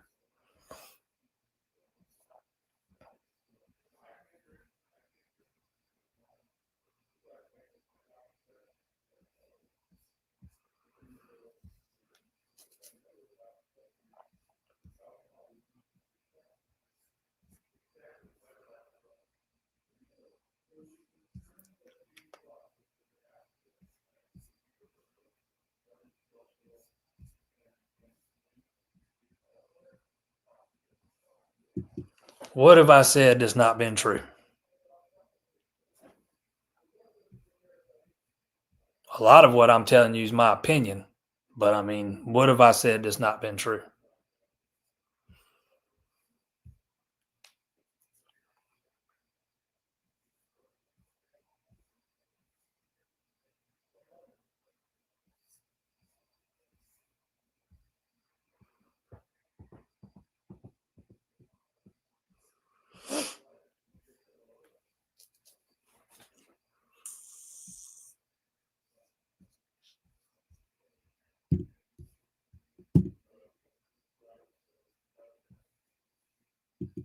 Yeah, the bye week does come at a pretty good time. I can't think of a better time than after getting dog walked by Syracuse on your home field for your third loss in 5 games or third loss in 4 games. There's a lot of soul searching that needs to go on in that building over there. Nobody said Khalil was going to come in and save the defense. I didn't say that. I didn't imply that. Yeah, he had a sophomore slump last year. But I also think, he's the guy that kind of – it ain't even about the way he plays all the time. He's the guy that makes the calls. All I'm saying is that Allen relies heavily on his safeties and how things are communicated to the rest of the defense. They have a big role in that. Whether he's slumping or not is irrelevant to that conversation.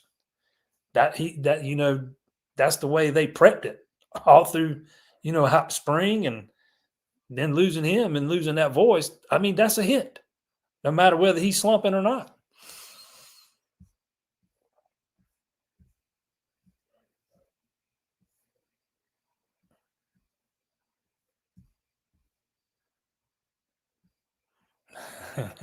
Here's you a message from an LSU fan.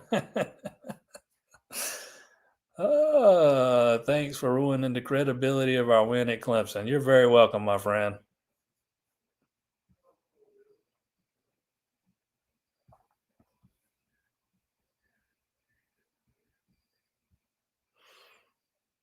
No, it was pretty. I said it earlier, man. You could tell after the second play, there were some guys I thought just going through the motions, man.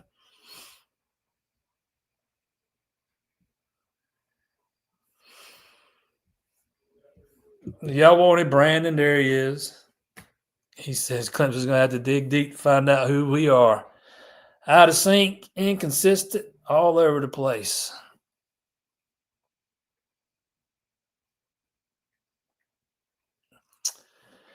Everyone thinks they got all the answers, but it starts with 2, and the fire needs to be lit within the leaders of this team. Coming out this bye week, we will find out who we are.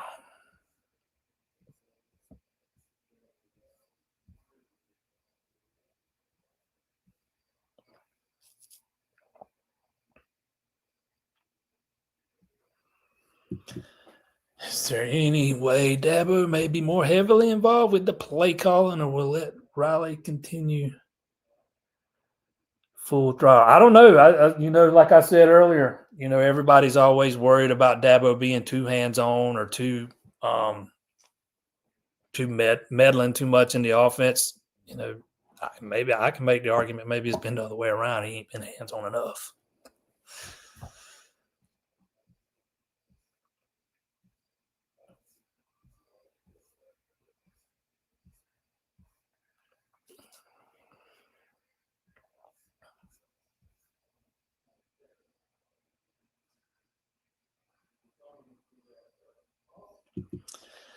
Clemson hasn't developed Cade. Riley didn't recruit him. Actually, Riley did recruit him at TCU.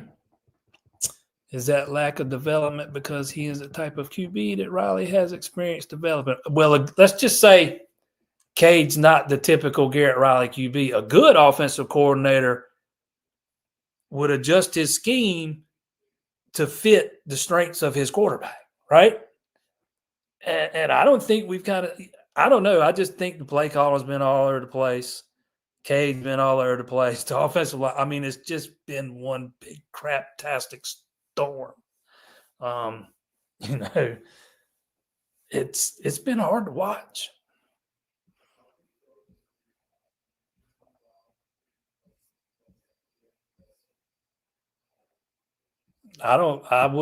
The chances of them, Peter Woods and Parker coming back, probably somewhere between slim and none.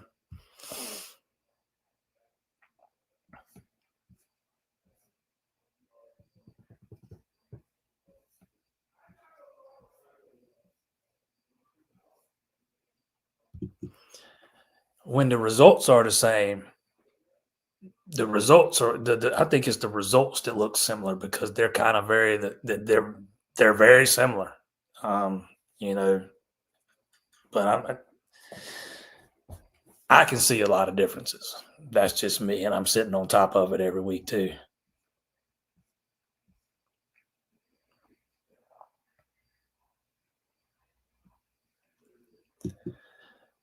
Yeah, TJ Moore has been getting open a lot. They targeted him like, I don't know, 15 times. I think Klubnik targeted him 15 times in the game Saturday. Because before Saturday, Klubnik was hardly looking his way, and I thought I saw some frustration with him a couple of times. But his issue is not, been a lack of getting open, man. I've seen that guy open plenty. I've seen a lot of them open plenty. The problem is the guy with the ball ain't seeing it.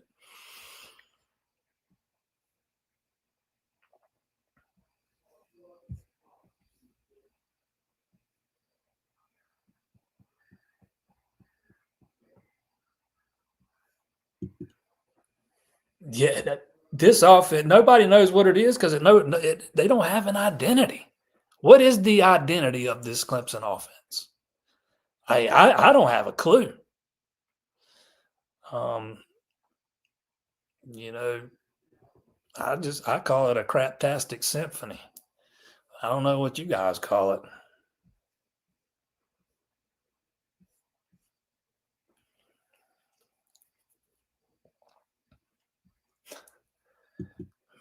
Mad at the board. I think Georgia Tech's got a really good shot to get in. They don't play anybody else really the rest of the way in conference play. Their hardest game the rest of the year is North Carolina State. They don't play Miami. They don't play Florida State. They don't play SMU. They don't play Louisville. They play, the better. They play the lower tier teams in the ACC. Let's put it that way, and then obviously finish up with Georgia. But they got a clear path to Charlotte, and I think that's a pretty good football team. So I can absolutely see them getting in.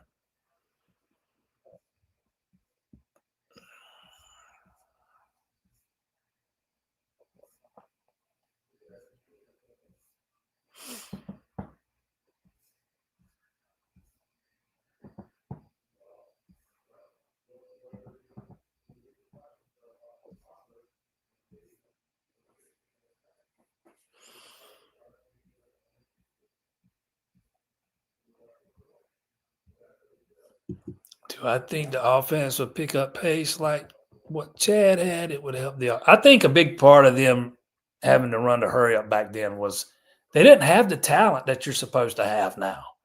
It was kind of a gimmicky thing, man, where you try to tire out the opposing defenses, and it worked. I don't think you need that now. I do think Cade plays a little better when they're playing faster, but I don't think you need to, go, wide open all the time. I just don't have the answers, man.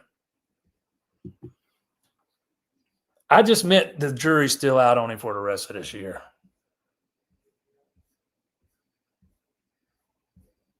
I kind of caught myself when I said that. I heard it when I said it, I mean.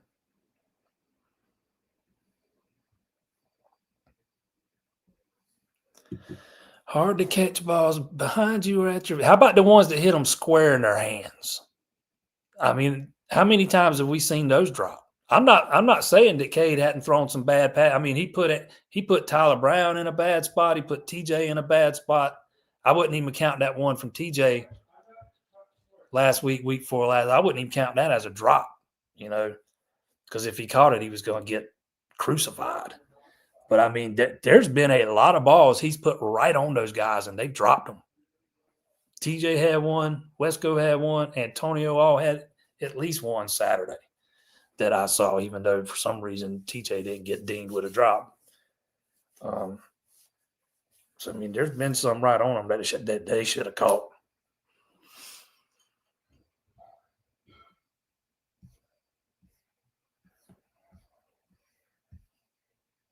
What am I expecting from Riley's press conference tomorrow? Nothing. Riley is kind of very good at saying a lot without saying anything. But the only reason I'm still in Clemson is to go to that tomorrow. Otherwise, I'd have been home already.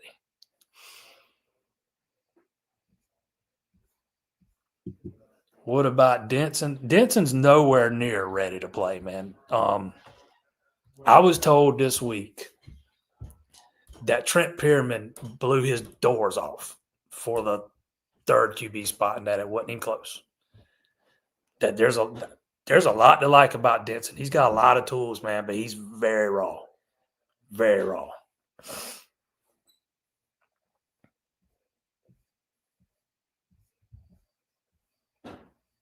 I don't have an update on Jay Haynes, man. I can just tell you he had a setback.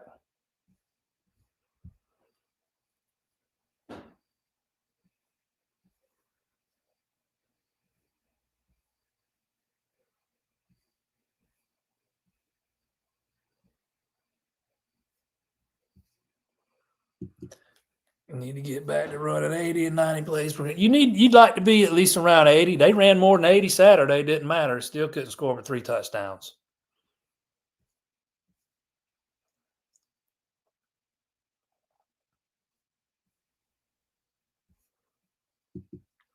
Yes, I think everybody in the country missed on evaluating DJ.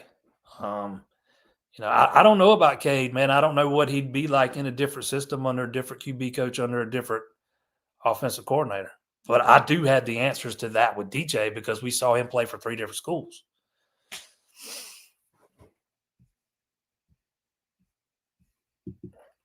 Players getting paid is BS. Yeah, let's everybody else can get paid tons and tons of money except for the guys actually going out there and bringing the money in.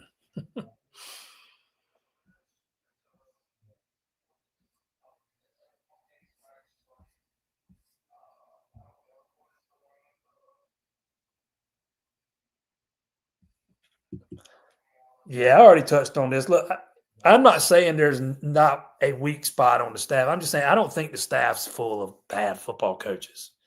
I do think there's some disconnect somewhere. I don't know if it's between the head coach and his coordinators or the coordinators and the position guys around him or around them, or if it's, between them and the players. I think we get overly focused on the coaches, man, and lose sight of the fact that the players got to go make plays, man. I go back. It's like I use that onside kick as an example.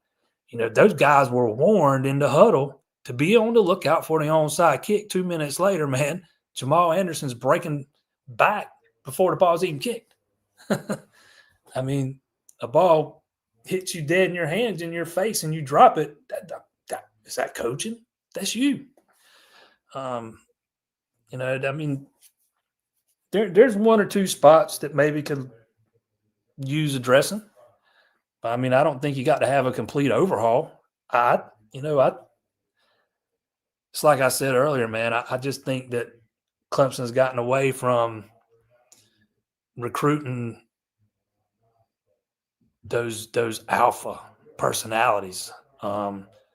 It's kind of like Shaq Lawson said last week. There's just not many dogs on this team, man. I think there's a lack of leadership. Some of your best teams are player driven, and we were told this team was player driven, that the coaches haven't had to do a whole lot. Well, see, there's part of that disconnect. Whatever they did not work.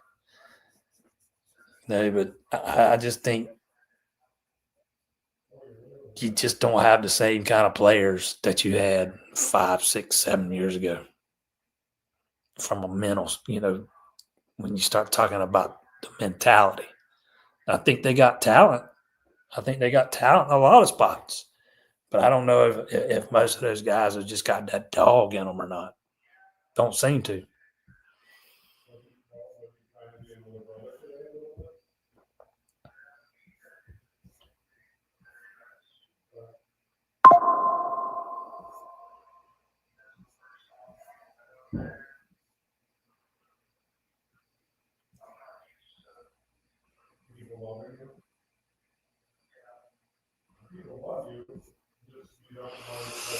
All right, man. We're over the 2-hour mark tonight. I got to get on out of here.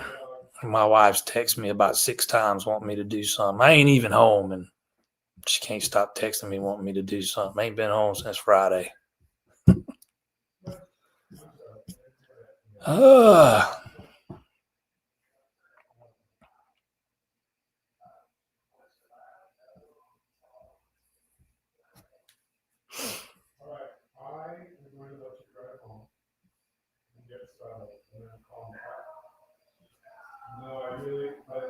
Yeah, how ironic is that? You know, the punter position was the one people were mad Dabo didn't go to the portal for, and the punter's been pretty good.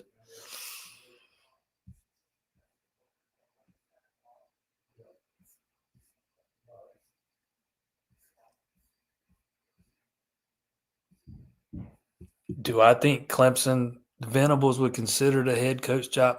I don't know that you could get him out of Oklahoma right now, man. It might some of that might depend on when Dabo were to leave and what's going on at Oklahoma at that point.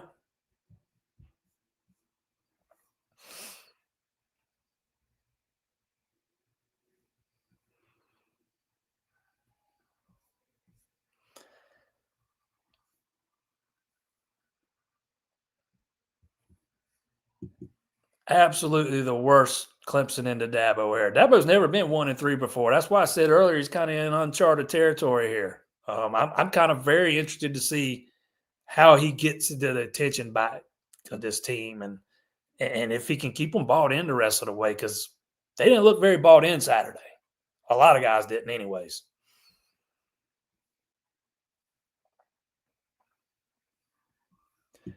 What happened to the special teams coach? Which one? They got several. I have to be more specific. I think, outside of the boneheaded couple of things they did in that game Saturday, special teams has mostly been good other than Hoosier missing a couple of field goals. But again, if you're talking about the onside kick, man, they were warned of that in the huddle before it happened.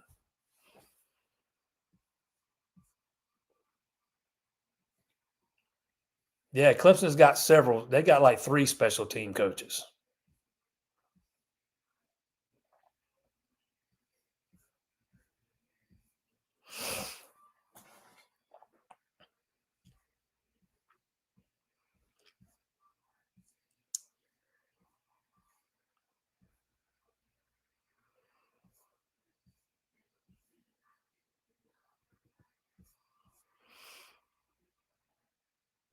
Golly, man, this thing goes so off the rails. Everybody's talking about sweet tea over here.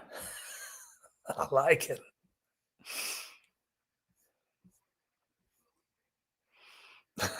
We just helped to solve the NIL shortfall. uh, hey, Clemson's been pretty bad going into the bye week at times, too. It ain't just coming out of one.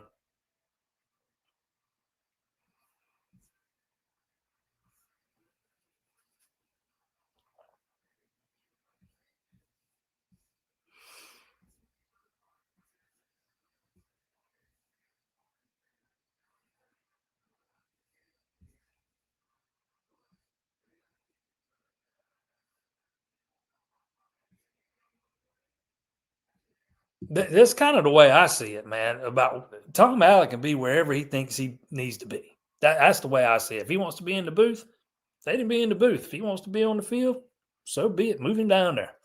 Right now, he thinks he's best served up top.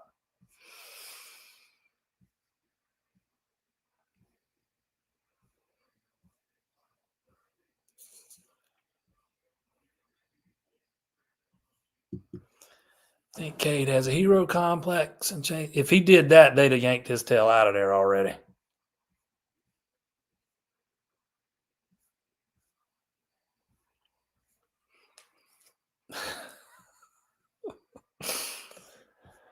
All right, man. I got to get out of here, man. For all y'all asking about Tristan Smith, I talked about him a lot in the first hour, man. I just got to go back and listen to that.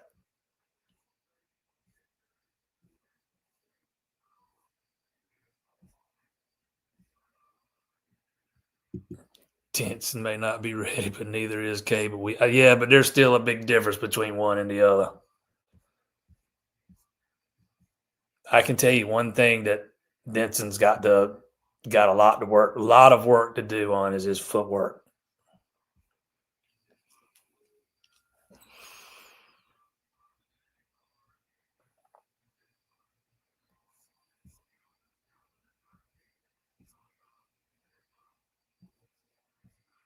All right. If I didn't get to your question, apologies, man.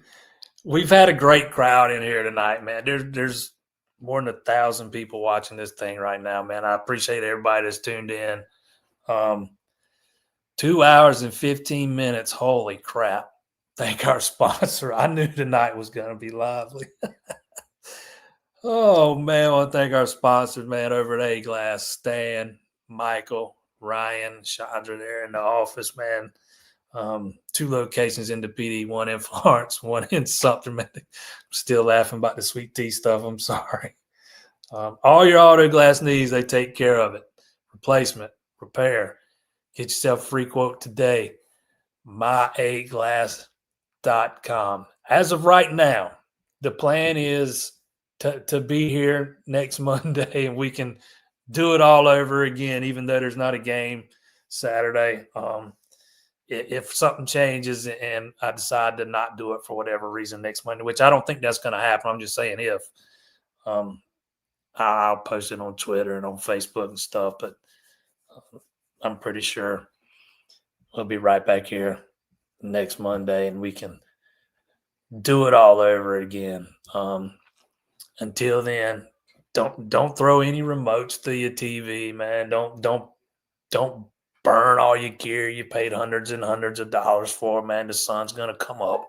I promise. 7 o'clock next Monday. Check us out. ClemsonInsider.com.